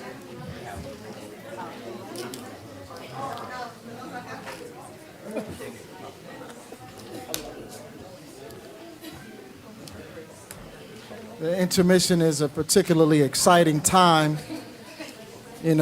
talking to everyone. We still have a little bit of energy because we still have a little bit of the meeting to go. So I understand the excitement and I share in that, but we'll reserve some energy for the remainder of our meeting and agenda items. And certainly there'll be a public comment for all to also expend some energy. All right, so we'll move on. Recording in progress. Okay. Mr. Clerk. Public comments first. Sure. All right, we'll now move to public comment. Limited, let's see, it's not limited. Public comment limited to ordinances on second reading, resolutions, motions, and ordinances to be. Come right up. Total of 30 minutes has been allocated for public comments, limited to resolutions and ordinances being considered this evening. Each speaker will be given 3 minutes. State your name and address and identify your resolution that you wish to speak about. Hello. Maria and Sari, Watchung Avenue, R17525. I get it. Mr. Brown, I get that you've worked on this. I get that it's a problem throughout the state. However, we've had many opportunities. In fact, you and I were supposed to be 6 years ago about humane education for both companion and wildlife animals that would cut down the numbers of abandoned, overbred, non-spayed and neutered animals that add to the population. Title Shot's description sounds exactly like Aaron Wood did. Oh, they're great. They know what they're doing. We love them. Okay. Both breed animals, large dogs, assertive dogs. I love all dogs, but each dog really needs to be in the right setting. And Dobermans, as Title Shot breeds, and the Belgian Malloy, which Aaron Wood bred, are iffy animals. It's scary. The methods they use are incredibly aggressive. Full body armor attack dogs. Again, serves a purpose, but not in a municipality. The state has nothing to do with our ordinances other than saying you have to have animal control. So if an animal's lucky enough to walk from a non-friendly to a friendly municipality, it has a chance at life. 12 dogs, 2 cats, come on. I know foster people who have more than that. Given a choice, is Title Shot going to use his lucrative kennel space for his training, boarding, and breeding, or for picking up our stray animals? It's an easy answer. I did call. Council President, the speaker's time has elapsed. One last sentence. I heard her. a You can very finish your good sentence. friend who has a long-standing rescue in Rockaway. The only comment made to me was, "We will not deal with them." No detail, Thank you. no comments. Work with us. You all got emails today. I only got one reply, thank you. And if you read what's on that email, you will see that we really can make this easier. Many of you don't like animals. Hey, it's your choice. However, we have to mitigate complaints, and Council that's President, what you if want I can give a legal to opinion. be. Yeah. I know Thank you. Mr. Mincello wants rid of me. No, no, he doesn't. Thank you, Mr. It's okay. Hobbit. But thank you for your We comments. can work together on this. We can mitigate complaints humanely. I've seen grown men and women cry when Council their President. animals are taken away. That Thank you. is not Thank you. quality of life. Council President, can I I'm just give a done. legal opinion as to why we maintain a Thank 3-minute you. rule? Thank you. Thank you. Thank you. Thank you. I've waited a long time. Thank you. Did you want to say Yes, something before the speaker starts? yes, thank you, Council President. And I know some members of the public get frustrated with the fact that we have a 3-minute rule, but it's really important from a First Amendment perspective that we apply the rule equally to everyone. Everyone has issues that they are incredibly passionate about. But if we start to make allowances for certain topics or certain issues of importance over others, we violate the First Amendment. So it's really incumbent upon us to maintain the 3-minute rule for all speakers. Thank you, Council President. Next. Good evening, Council. My name is Robert Edwards. I live at 510A 510A West 4th Street, Plainfield, New Jersey. A continuing safety hazard. In retaliation for the Plainfield Police Department on September 29th, 2001 and March 18th, 2022, the Housing Authority of Plainfield has retaliated against me in different ways. One is that the EMR, which I had brought to the council's attention before, has increased. And Council President, the speaker identified which PS resolution is on the agenda. I'm sorry? No, I didn't hear a resolution. This particular portion is for resolutions being considered this evening, so My apologies. no worries. We'll see you back soon. Hello, Gloria Binkowski, Woodmere Place in Plainfield, and it's pertinent to this topic. I'm actually a veterinarian. I've been a veterinarian for over 30 years. I'd like to speak to Resolution 17524. Thank you. There's a lot that could be said about it, but I just want to say a couple of things, and hopefully you will table this resolution for now. Just because an animal is on the street does not mean that animal has been abandoned. That animal could be just have gotten out of its enclosure, gotten loose somehow. So you cannot call an animal on the street necessarily abandoned. And there are different rules that apply for abandoned animals, meaning truly being brought to a facility by the owner. The law is the animal has to be kept for 7 days before he or she can be euthanized. So make that clear. And really, speaking to Mr. Graham's comment, I'd like all shelters to be out of business. The homeless animal situation is very bad, and it's bad due to economic reasons, it's bad to lack of education, and so I want them to be out of business, not to continue and be a thriving business. Thank you. Thank you. And by the way, it says $13,000 from March 12th to May 12th. Don't you mean $13,000 a month? Per month. $26,000 for the 2 Should be months? per month. So I hope you will work on this a bit more. Maybe, I know you need to do something now, but maybe you can just make it by the month, or maybe you can find a local boarding facility local to here that will take the animals from Plainfield and do it on a month-by-month basis. Thank you. Thank you. Name, address, and resolution. Kate Corbett, 938 Madison Avenue, Resolution 175-24.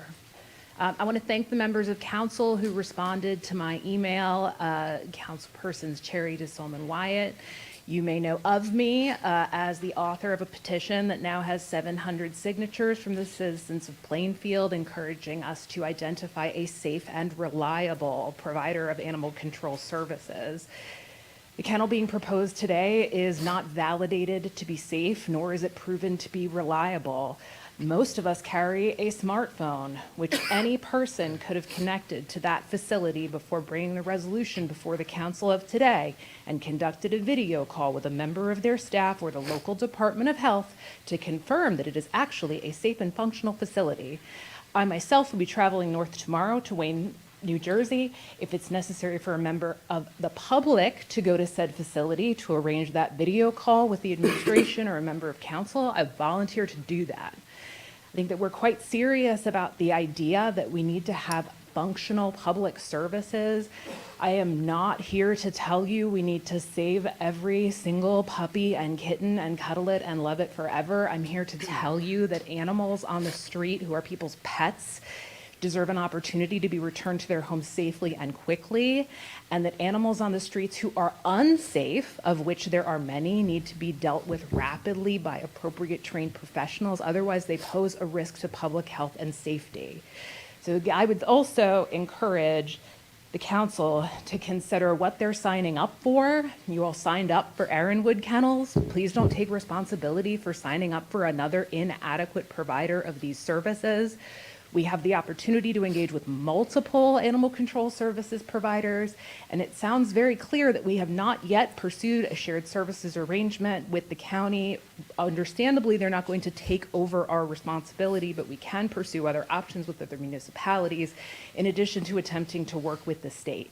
So I know we're not there yet. I know that this is urgent, but I also know that you all can do better. Thank you. Thank you. Salvatore Carano, 1284 East Front Street. I'm here today as a 54-year resident of Plainfield, council president. I first would like 175-24.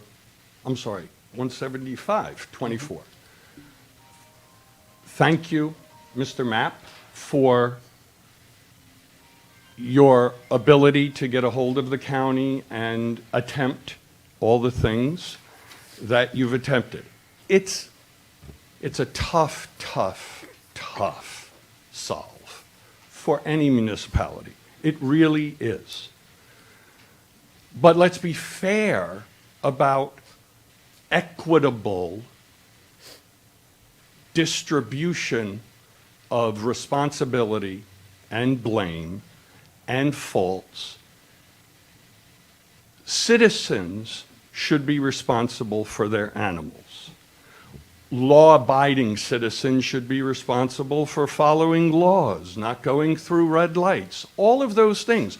But they are enforced by the municipality.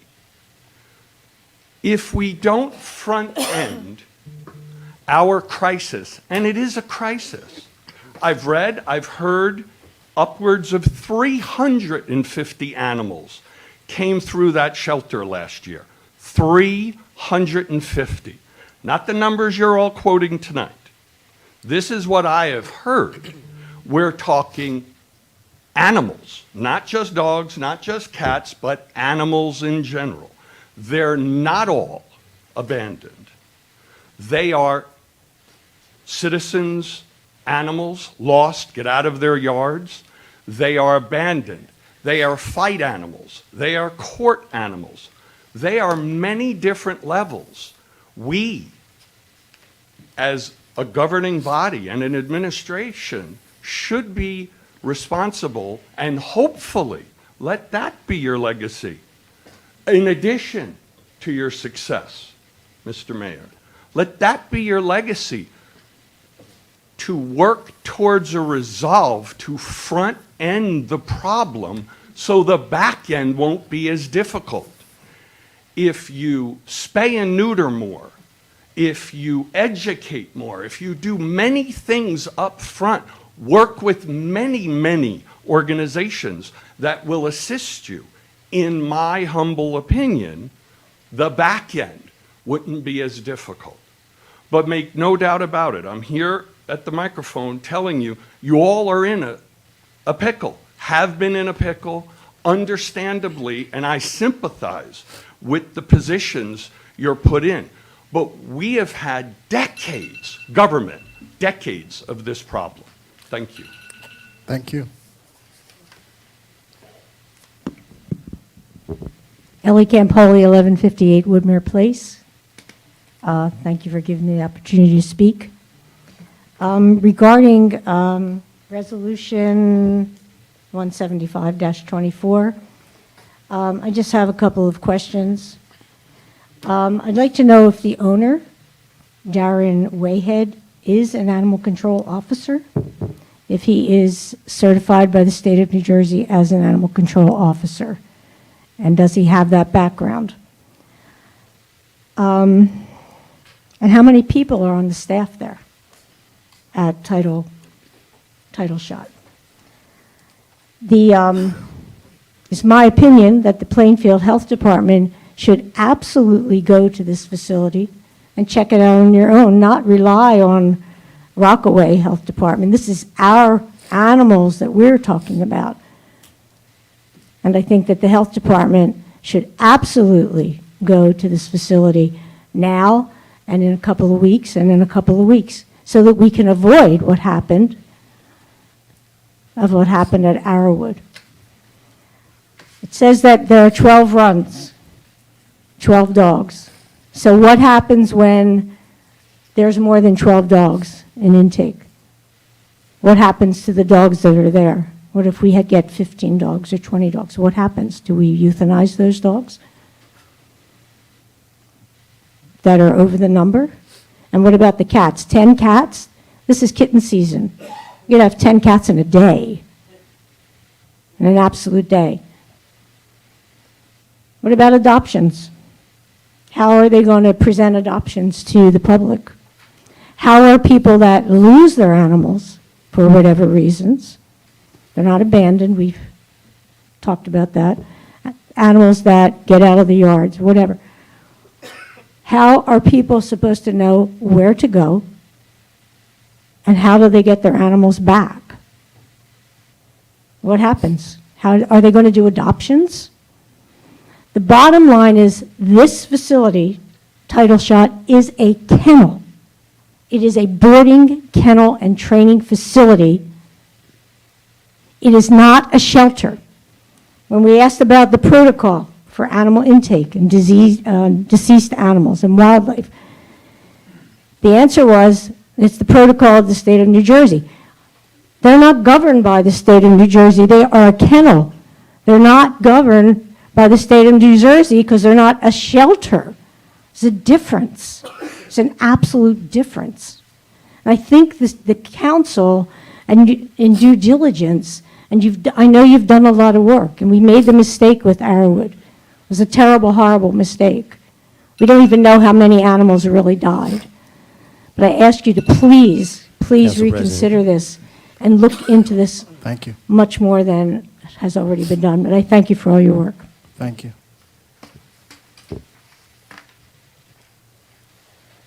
I'll be quick. Nancy Peeler, 1129 Myrtle Avenue.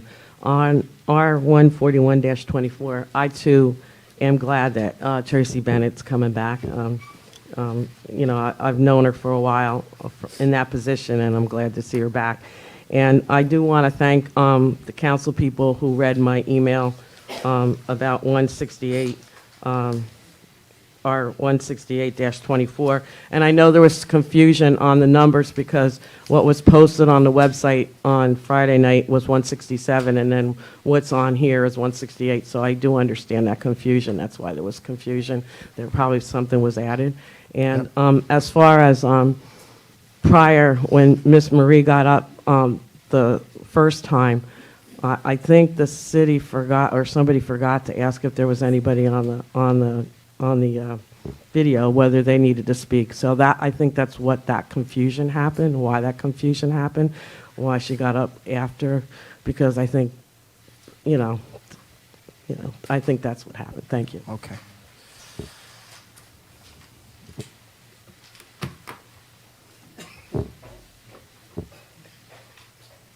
Good evening, Gail Jones, 512 Stella Avenue. I'm just here because of, well, I'm here for a lot of reasons, but I'll start with this one. MC 202417.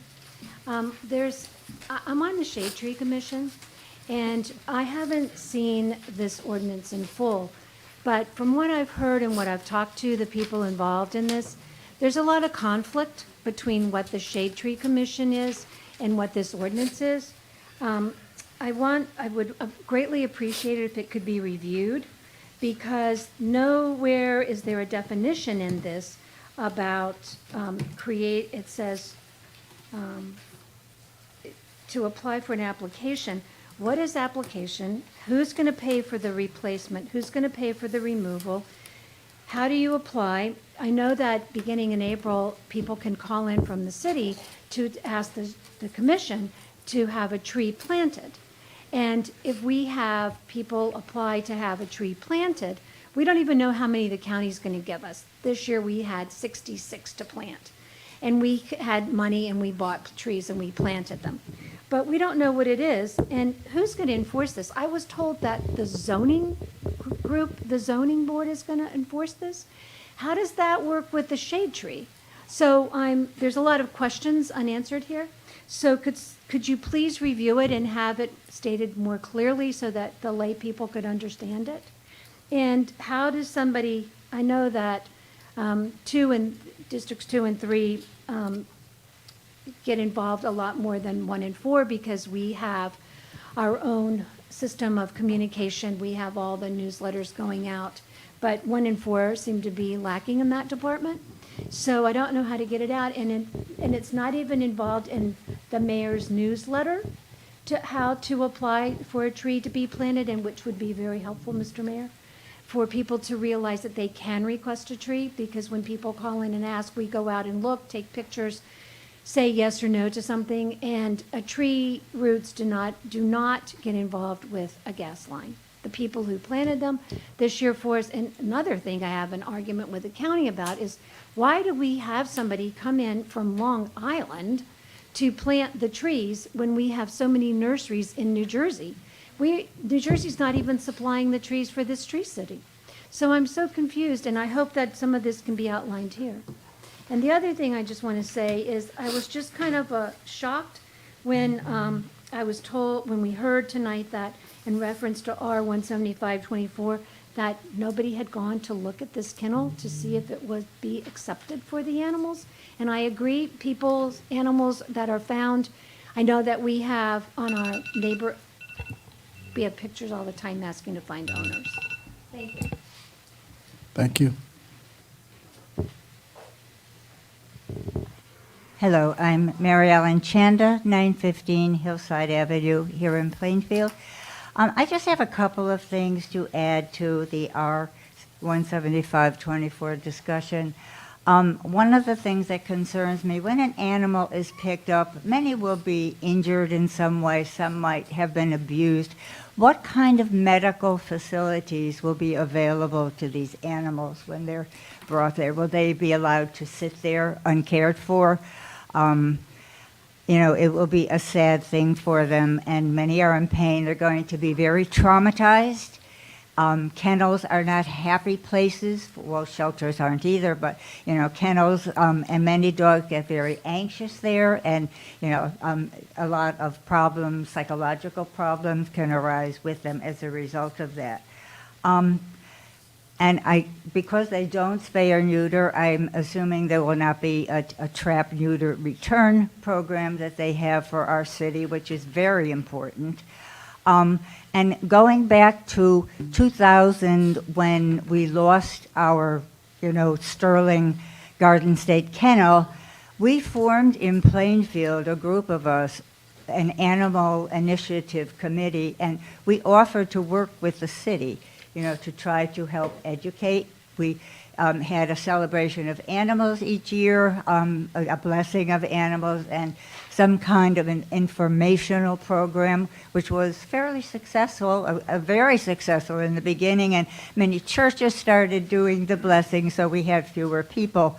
But, we're still out there, the Animal Initiative Committee. But please, careful consideration to how will these animals, any injured or very frightened, be dealt with when they get to these kennels. Thank you. Thank you. Do we have anyone online with their hands raised? Currently, no. Okay. The information to call online is on the city website, but you can also dial 646-558-8656 and enter the meeting ID 938-3643-9534 and dial *9 and raise your hand. Seeing no others, may I have a motion to close public comment? Motion. Second. Second. All in favor? Aye. Aye. Any opposition or abstentions? Okay, public comment is now closed. We'll now move to consideration of public hearing, second reading and final passage. Madam Deputy, please read MC 2024-08 by title and further certify that it has complied with all statutory publication requirements. MC 2024-08 is an ordinance to amend and supplement Chapter 16A, Article 16A, Section 1, Schedule 1, no parking. No parking on the east and west sides of Elaine Court and entire length to West 7th Street. It is hereby certified that notice of a public hearing on this ordinance was published in the Courier News on February 14th, 2024. Okay, we will have a public hearing specifically for this ordinance. The floor is now open. Hearing and seeing none, and there being no one online, may I have a motion to close public hearing? So moved. Second. All in favor? Aye. Okay. May I have a motion to adopt this ordinance on second reading and final passage? And if adopted, the ordinance shall be published as required by law. So moved. Second. Clerk, may I have a roll call? Council members Briggs Jones, Yes. Cherry, Yes. McCray, Yes. Sessoms, Yes. Wyatt, Yes. Vice President Graham, Yes. Council President Hockaday. Yes. This ordinance has been adopted on second reading, final passage. Thank you. Madam Deputy, please read MC 2024-09 by title and further certify that it has complied with all statutory publication requirements. MC 2024-09 is an ordinance of the City of Plainfield in the County of Union, creating Chapter 2, Article 13, Section 20, titled Set Aside Program, to establish the minority business enterprise, women business enterprise, veteran-owned business, and joint venture set-aside program. It is hereby certified that notice of a public hearing on this ordinance was published in the Courier News on February 14th, 2024. The floor is now open to any member of the public who would like to speak regarding this specific ordinance. Hearing and seeing none, I'll entertain a motion to close public comment on this ordinance. So moved. Second. All in favor? Aye. Aye. Any opposition or abstentions? Hearing and seeing none, public hearing is now closed. May I have a motion to adopt this ordinance on second reading and final passage? So moved. Second. Clerk, roll call, please. Council members Briggs Jones, Yes. Cherry, Yes. McCray, Yes. Sessoms, Yes. Wyatt, Yes. Graham, Yes. Council President Hockaday. Yes. This ordinance has been adopted on second reading and final passage. Madam Deputy, please read MC 2024-10 by title and further certify that it has complied with all statutory publication requirements.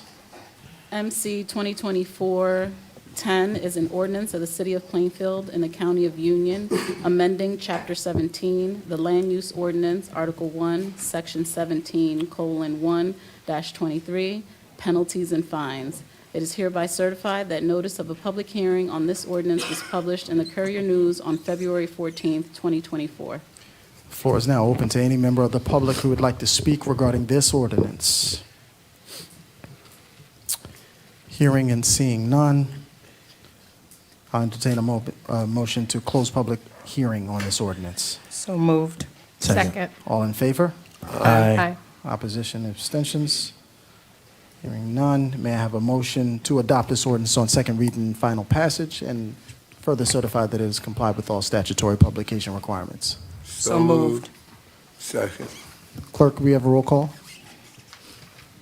Council members Briggs Jones. Yes. Cherry. Yes. McCray. Yes. Sessoms. Yes. Wyatt. Yes. Graham. Yes. Council President Hockaday. Yes. That is unanimous. This ordinance has been adopted on second reading and final passage. Madam Deputy, please read MC 2024-11 by title and further certify that ordinance has been complied with all statutory publication requirements.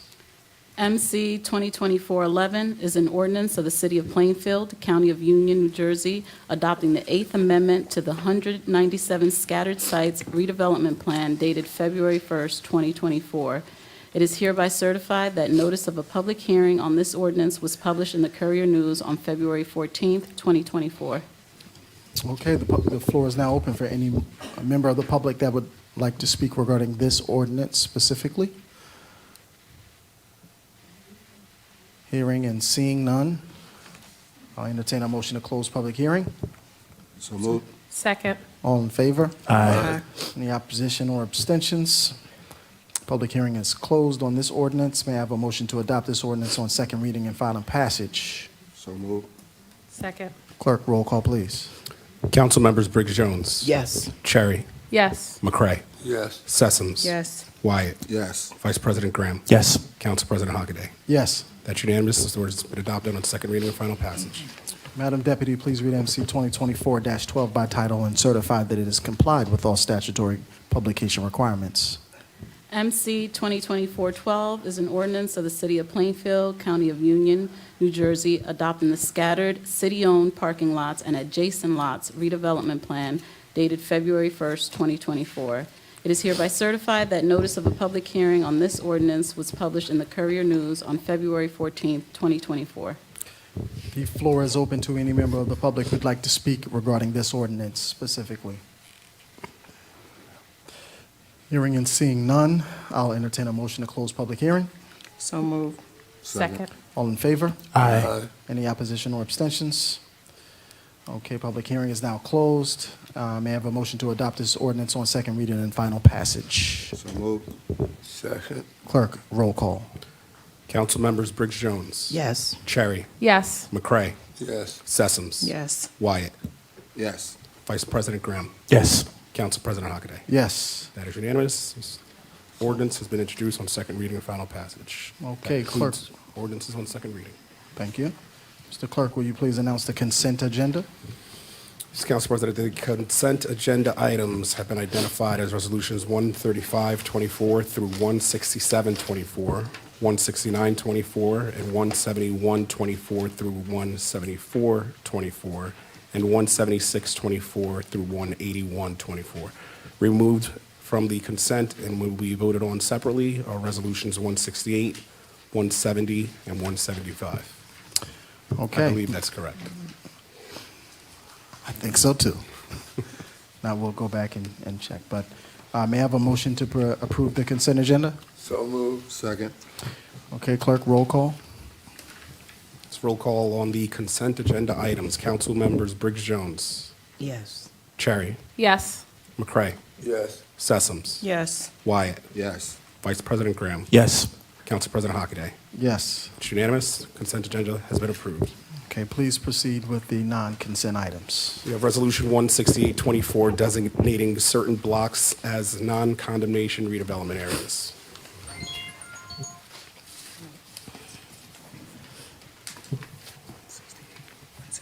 Okay. Do we need public hearing on this, on these items? No, Or just a motion. It's Just just a motion. motion. Okay. Do we have a motion in a second? So moved. Second. Clerk, roll call, please. It's 168-24. Right. Council members Briggs Jones. No. Cherry. Yes. McCray. Yes. Sessoms. No.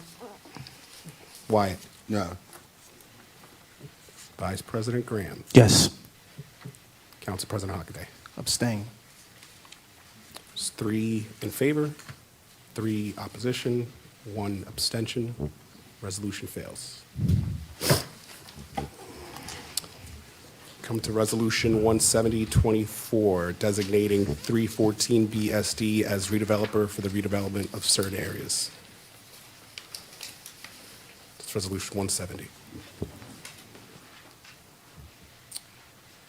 Any questions? So moved. We have a motion and a second. So moved. Second. Roll call, please. Roll call on Resolution 17024. Council members Briggs Jones, Yes. Cherry, Yes. McCray, Yes. Yes. Sessoms, Wyatt, No. Graham, Yes. Council President Hockaday. Yes. 6 in favor, 1 opposed. Resolution's been adopted. And finally, we have Resolution 17524, authorizing an agreement for animal control services. Can we have a motion and a second? So moved. Second. Clerk, roll call, please. Roll call, Resolution 17524. Council members Briggs Jones, Yes. Cherry, No. McCray, Yes. Sessoms, No. Wyatt, No. Vice President Graham, Yes. Council President Hockaday. Yes. 4 in favor, 3 opposed. Resolution has been adopted. That concludes resolutions. Okay. We now move to general public comment. No, ordinances on first reading. Okay. I'm sorry, yeah, ordinances on first reading. Okay, please proceed.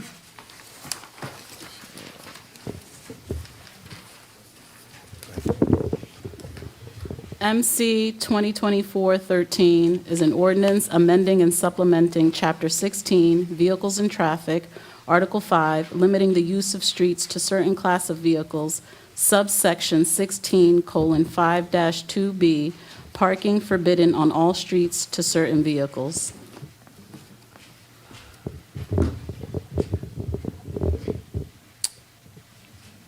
I'll now entertain a motion to adopt this ordinance on first reading. So moved. Is there a Second. second? Okay, clerk, roll call. Council members Briggs Jones, Yes. Cherry, Yes. McCray, Yes. Sessoms, Yes. Wyatt, Yes. Vice President Graham, Yes. Council President Hockaday. Yes. That's unanimous. This ordinance has been adopted on first reading.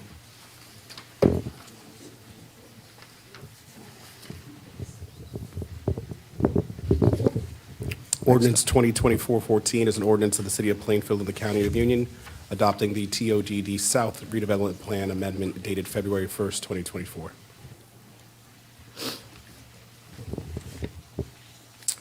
I'll entertain a motion to adopt this ordinance on first reading. So moved. Second. Clerk, may I have a roll call?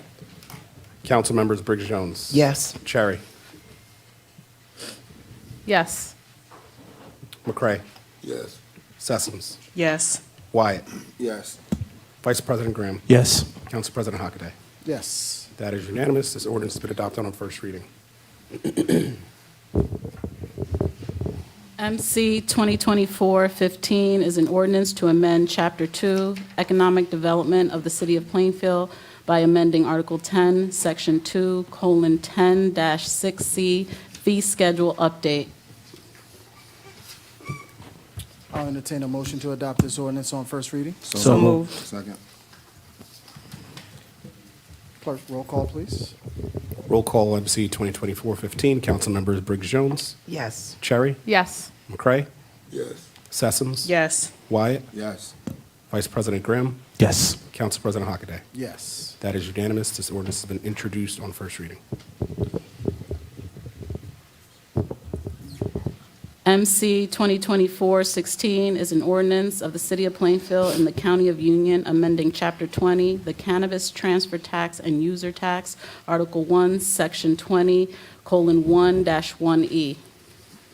I'll now entertain a motion to adopt this ordinance on first reading. So moved. Second. Roll call, please. Council members Briggs Jones, Yes. Cherry, Yes. McCray, Yes. Sessoms, Abstain. Wyatt, Yes. Vice President Graham, Yes. Council President Hockaday. Yes. 6 in favor, 1 abstention. Ordinance has been introduced on first reading.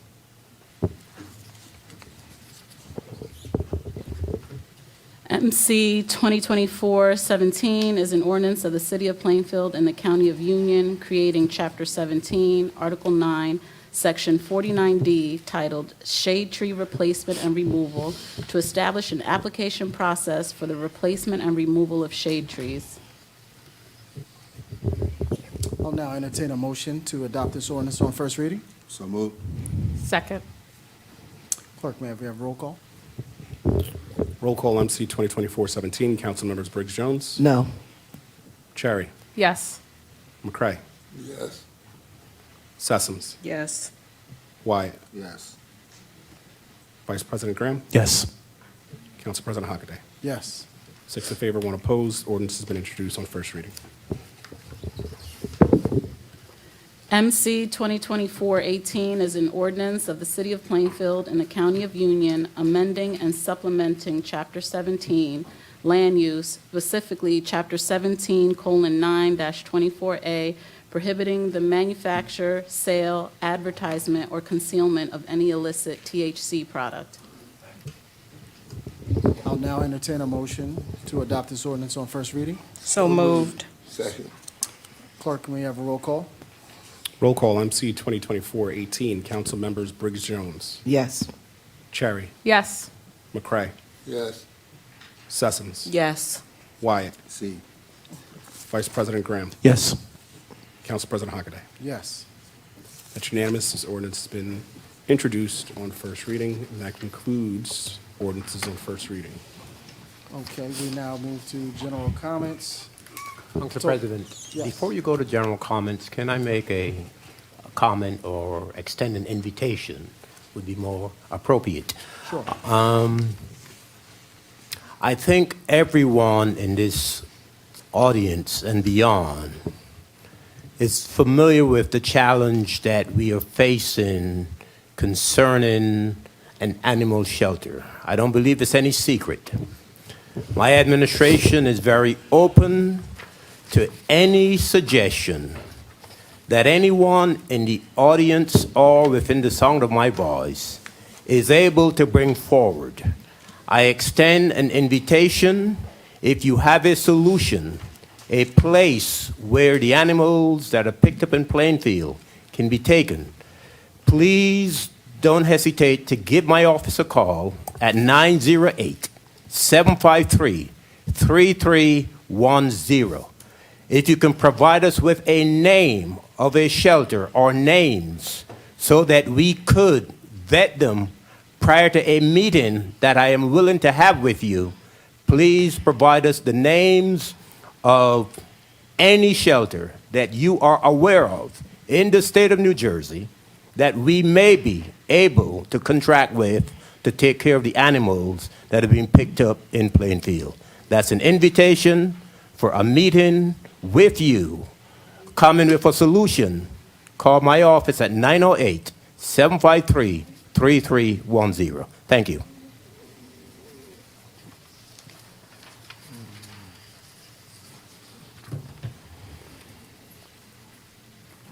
Okay.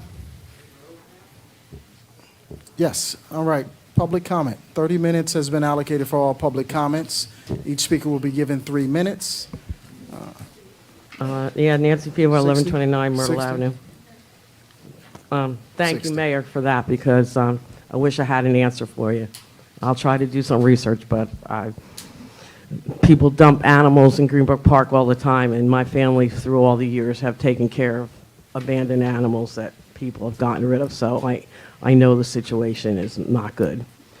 First of all, I want to thank city council members for hearing what I had to say tonight. It was really with a heavy heart that I stood up here. I don't want to go into why, but I needed to do it for my mother.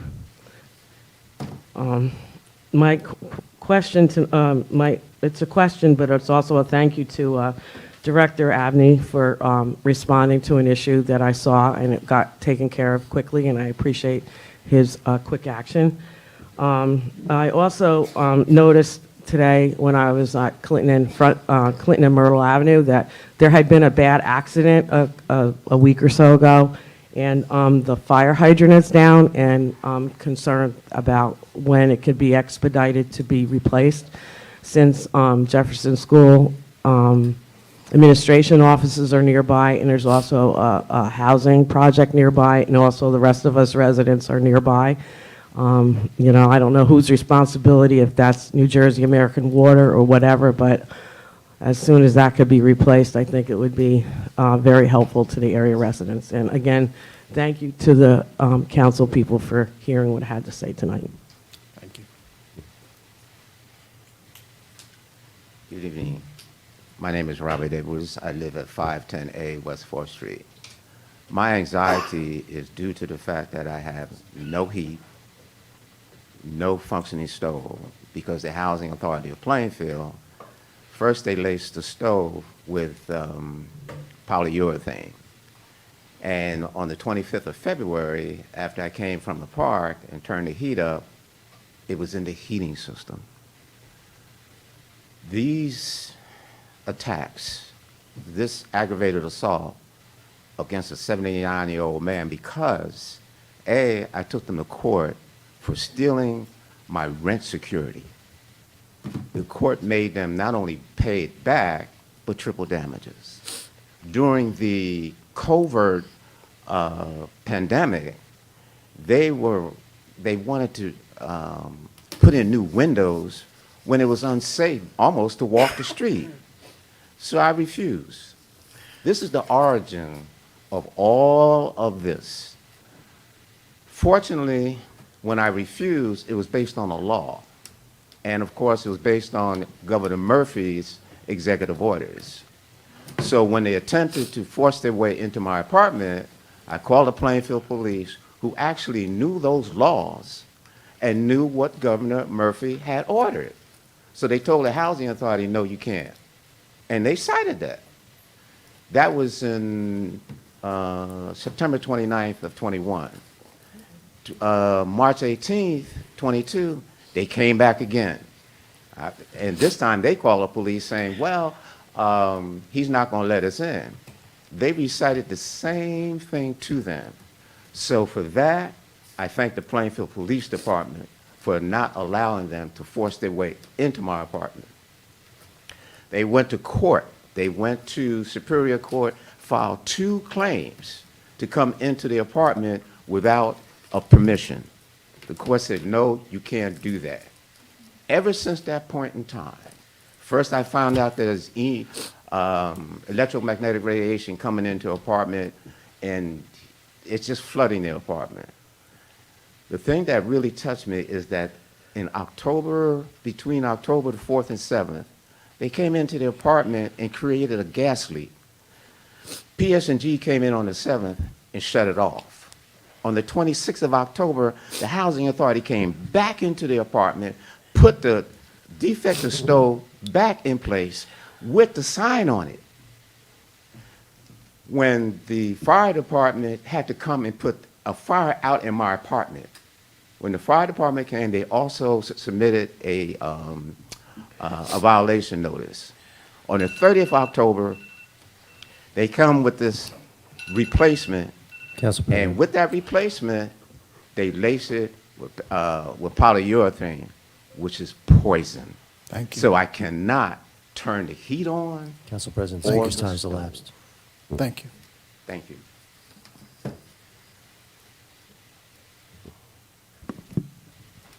Ellie Campoli, 1158 Woodmere Place. Thank you for your invitation, Mr. Mayor. Let's see what we can do. I have a couple of concerns. I drive around the city a lot, and there's 2 areas of concerns that I've noticed in the last couple of months. On North Avenue, I would say between Leland and Richmond, and also on 2nd Avenue between, I would say, Rock Avenue and Clinton. There's been a lot of illegal dumping. It's primarily mattresses, furniture, tires. I was wondering if there's some way we can address that. You're shaking your head. Because it's an eyesore. We're trying to beautify the city with everything that we're doing with redevelopment. It's not only an eyesore, it's also, I believe, a health issue. So I was wondering if someone could, whoever's in charge of that, could take note of that and perhaps, take a couple days here and there, drive up and down. Those are the two particular streets that I'm seeing. The other thing, I had a question about one of the resolutions for the sewer and solid waste, 180 and 18124. Just for my own understanding, I think 180 is to install a new fuel dispensing system contracted with a company in Bridgewater. 18124, I believe, well, if I'm reading this, it's authorizing the purchase of a new fuel dispensing supply system. And I think these two resolutions were to save us a lot of money for fuel intake for our vehicles. But 18124, that purchasing a new fuel dispensing supply, it's in Hamilton, New Jersey. Hamilton, New Jersey, I believe, is in Atlantic County. So if my understanding is that we have to go to Hamilton, New Jersey to fuel, how is that going to save us? That I just didn't understand. And that was just my concern. So that's it. Thank you very much. Thank you for allowing us to speak and being here this evening. Thank you. Maria and Sari, Watchung Avenue. This joint meeting, I've said it before, drives me crazy. Residents have no time to review an agenda. I got mine around midnight Friday. They gave me Saturday, Sunday, and an hour or two on Monday because I was working to review. If we have hot topics, and you know what they are, we really need to have pre-discussion, public discussion, even if it's small group. And please utilize the brilliant residents that you have. They will not come up with the answer you want. Mr. Mapp, you've not replied to any of my calls or emails. I've tried, so it's kind of up to you to reach out now, but I would love to assist, if not with you directly, with the people in charge of certain topics. And another quickie, in response to Mrs. Chanda's question about medical treatment for stray animals, it is not required for a facility to get medical treatment for them. They, at that point, have the right to kill them. I will not say euthanize, it is killing. Sterling Kennel, and some of you are way too young to remember Sterling Kennel in the late 90s, was animal control for Plainfield. They closed following 600 counts of animal cruelty. He was authorized to kill without a veterinarian, and he could decide if an animal was injured to put that animal down before 7 days. So it's very messy. And yes, cats should not be picked up. Ear-tip cats are already vetted, and we need a trap, neuter, vaccinate, return program which will at least mitigate our numbers and our complaints until we have a full. This time I'll end. Thank you. Thank you. Mi nombre es Catalina Montero, creo que ya me conocen todos. Me gustaría estar aquí aprendido mucho en esta noche. Es increíble que a veces pasan cosas malas para uno aprender mucho y no sentirse tan solo como yo me sentía antes, pero ahora tengo a tu hermana aquí. So, al alcalde le quiero decir que no creo que esa cara que él tiene de humildad sea la persona que dicen que es, ¿verdad? No creo que él nos sacara del edificio porque él quiso, lo que hizo, no lo sé, no sé qué hay detrás de todo eso. So, yo lo único que necesito es un lugar que yo pueda vivir, sea que compre, porque ahora sí lo pienso, o que vive en un apartamento que esté a mi alcance. Es lo único que yo necesito, y si está en la mano de él y me puede ayudar, se lo voy a agradecer con mucho amor. Y también les digo a ustedes que tenemos héroes que son los policías y los bomberos que arriesgan su vida cada día, cada noche por nosotros, que tenemos que orar todo el tiempo por ellos, por cada paso que den. Porque mientras nosotros estamos aquí sentados, ellos están parados en el frente, aquí al lado, para cualquier cosa cuidarnos a nosotros. Les deseo de verdad a todos ustedes gracias, mil gracias por el amor que me han dado, porque todito para mí son mi familia, todo. Y al alcalde, de verdad que nunca pensé que lo iba a conocer en este problema, pero también le digo que gracias y que luche también por nosotros, porque yo sé que él puede poner un poquito de arena para ayudarnos a todos nosotros. Somos muchos, somos 42 familias que necesitamos de él y de todos ustedes y de todo el apoyo de ustedes. Gracias, encontré una hermana aquí y estoy feliz. Y quisiera estar aquí siempre con ustedes, aunque sea escuchando y mirando todo eso para aprender por los gatos, por los perros, por los animales, por la policía, por los bomberos, por todos ustedes. Son mi familia, así yo lo siento. Y lo veo por la calle y lo voy a conocer, porque en cada uno de ustedes tengo el roto aquí en mi corazón. Que Dios me lo bendiga y feliz noche. Gracias. Good evening, City Council and Mayor. My name is Craig Davis, 810 Kensington. On my block, there are 2 single-family homes that have been converted to single-room residency. They've even got people living in the garages of the 2 homes that this gentleman has purchased. I just want to find out what department I need to go to and how that could happen. And again, they were 2 beautiful homes. And there are about 20, 30 people living in each one of these buildings that were one-family homes. Thank you.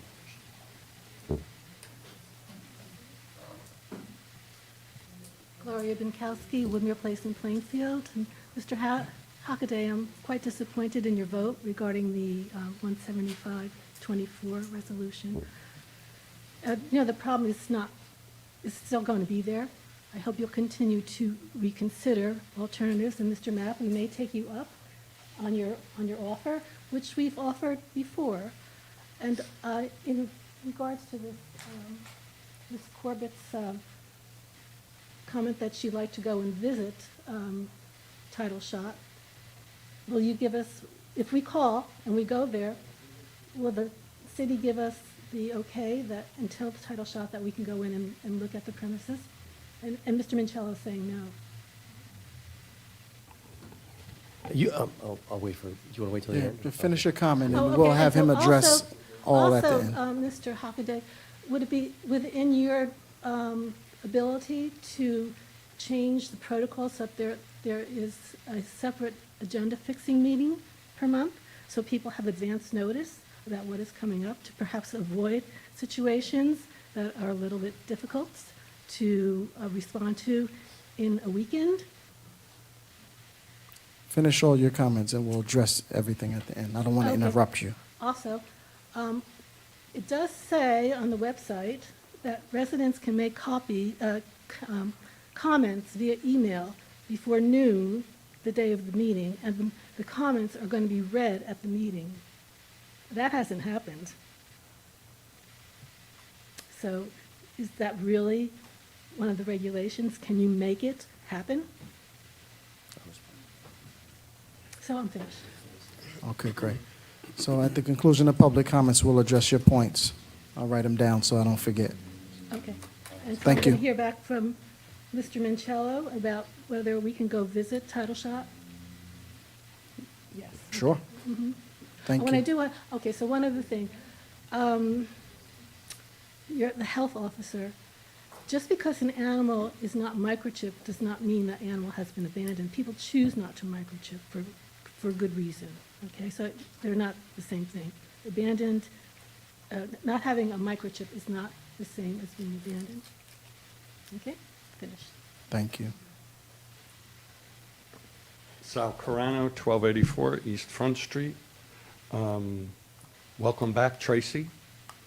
I just wanted to know, is she replacing the gentleman that's there? Okay. Also, Council President, please look into, we're getting notifications in the back of the room that the people online aren't able to speak. I don't know why, I don't know how. They're either raising their hand or they want to, but they're not right now.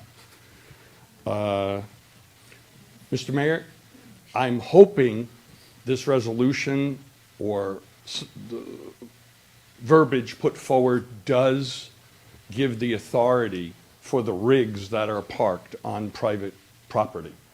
I myself, 8 months went through this last year, and police came out, the code enforcement came out multiple times, and within 8 feet from my side door for 8 months, I had a rig, 250 gallons of gasoline within 8 feet of my house.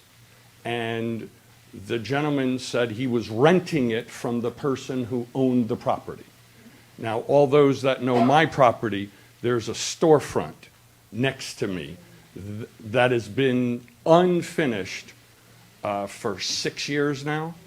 It's a two-family property, but whatever's holding it up, I do not personally know. But I hope this addresses summonses or something to address those types of situations. And again, about the animals. Whatever numbers you may have, believe me what I'm telling you, the health department has accurate monthly numbers. Everybody's talking about state regulations, state rules, state laws. That is a law, that is a rule, and it is hundreds of animals a year. So I absolutely welcome to be a part of the solution if and when that takes place. Thank you. Thank you. Elaine Duces, Evergreen Avenue, Plainfield. I just have a couple of questions. We know that Aaronwood was a nightmare. We know that they only picked up 30-something animals. We also know they, not only did they have a contract with Plainfield, they also had a contract with Irvington. In 3 months, it's hard to believe there were only 33 dogs found. Does anyone know if they were our dogs, if they were Irvington's, and at this point, exactly where they are? And how many animals were actually picked up in Plainfield those 3 months? And how many cats? And if so, where are our cats? And this place, the Board of Health should really look into this new place with this Darren Weehid, because I just Googled him. I went on his Facebook page, and it's horrific what he's doing to one of these dogs. So please check into it. Thank you. Thank you. We have anyone online with their hand raised? Okay. I'll entertain a motion to close public comment. Motion. All in favor, say aye. Aye. All right, I'll now give the administration opportunity to address any questions they heard from residents. I'll start. Okay. Okay, so there were a couple of questions I took note of. The fuel question, that's just the location of the vendor who's going to be doing the parts, but the fuel station's going at the transfer station on Rock Ave. So that's where that will be. In terms of Kensington, the single-room occupancy issue and the illegal dumping issue, I saw that Director Dabney and his assistant were taking note of that, so I know they're going to follow up with that tomorrow. And in terms of the condemnation, so I just want to give a brief update as to where we are from the last meeting.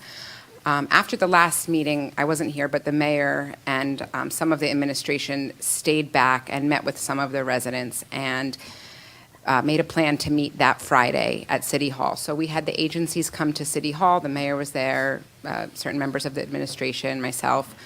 Unfortunately, only one displaced tenant showed up, but we had agency there to assist.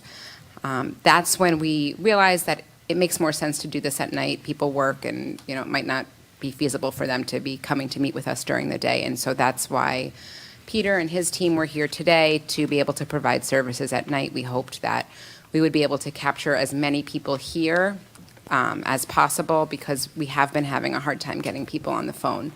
In terms of statistics, there were 83, I'm going to say families, but some of them were single people, but I'm just going to use the term families so that I don't have to keep saying individuals/families, but some of them were individuals that we originally met with back in August.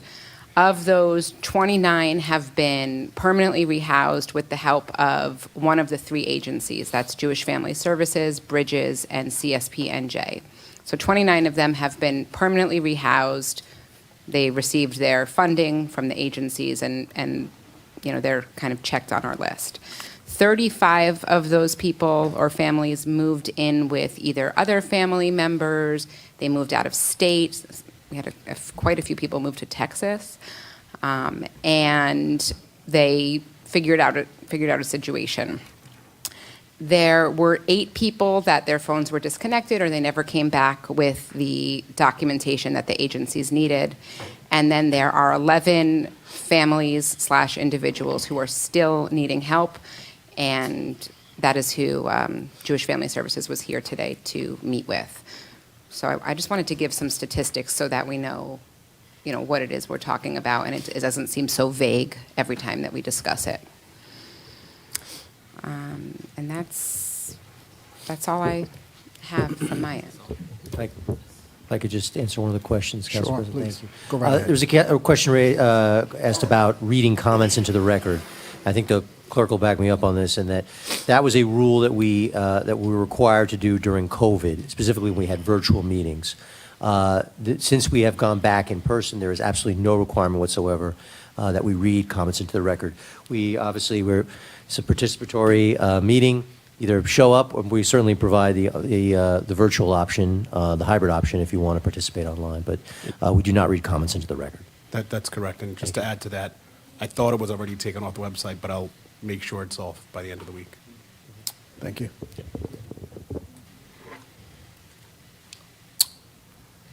Go I right think the ahead. bulk of it is me. So, the first thing that comes to mind certainly is that what we saw tonight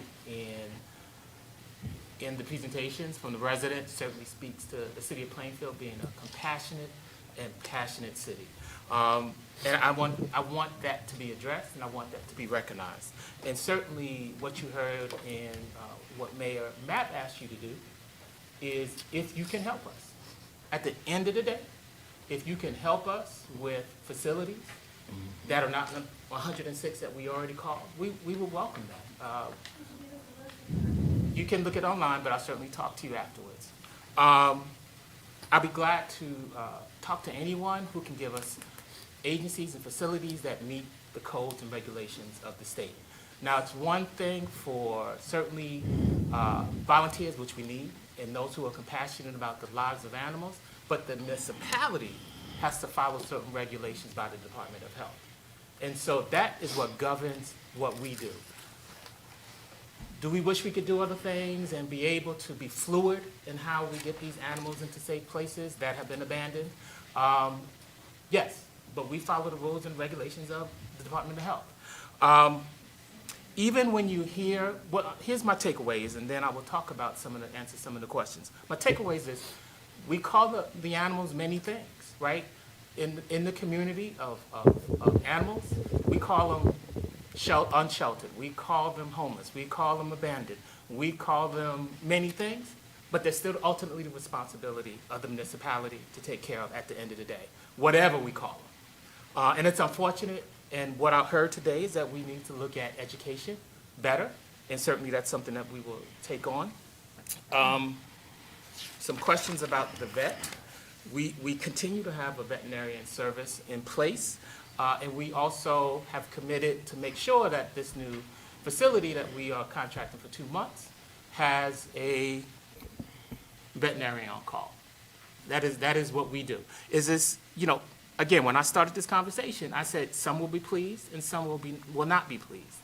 But the city has to do what it is mandated to do with money that it has. Is this ideal? No. Would a facility that can house, 50 animals be acceptable? No, because there'll be 100 animals that still need to be housed. And that speaks to humans. That doesn't speak to the animals. And so if we want to pass blame around, let's look at the humans. Let's look at the people taking these animals, whether they're abandoning them, whether they're releasing them, whether they're strays, whether they got out of the yards. There's still a responsibility. And it takes up the resources of the police. It takes up the resources of many agencies and departments in this city. But we're committed to doing that, right? And so let me talk about where did the dogs go from the other agency? There were not 30 dogs from Plainfield. The bulk of them were from Irvington. And that's where we stand. A lot of people wanted some information around communication, but when there's multiple investigations going on, we're limited in how we can speak as a municipality, right? There's that underground conversation. Your friend knows this friend knows that friend, and you get that information, that'd be good. But we're a municipality. We have to wait for investigations to be complete and to get the best information that we can get. So I'll say this to you, I'll be glad to talk to someone. I'm very glad that the mayor issued that call. And I wait for you, those who are committed, those who Google, maybe you can Google some agencies or someplace for us and help us. This is us asking you for help, and we want that help. That's all I have. And Mr. President, I'll close it out by saying, bring us a shelter, we will vet that shelter, and if you pass the test, we will sign up, we will bring it forward to the governor's office. Bring us a shelter. Okay. Sounds good. I entertain a motion to adjourn. Motion. All in favor? Aye. Any opposition or abstentions? Meeting adjourned.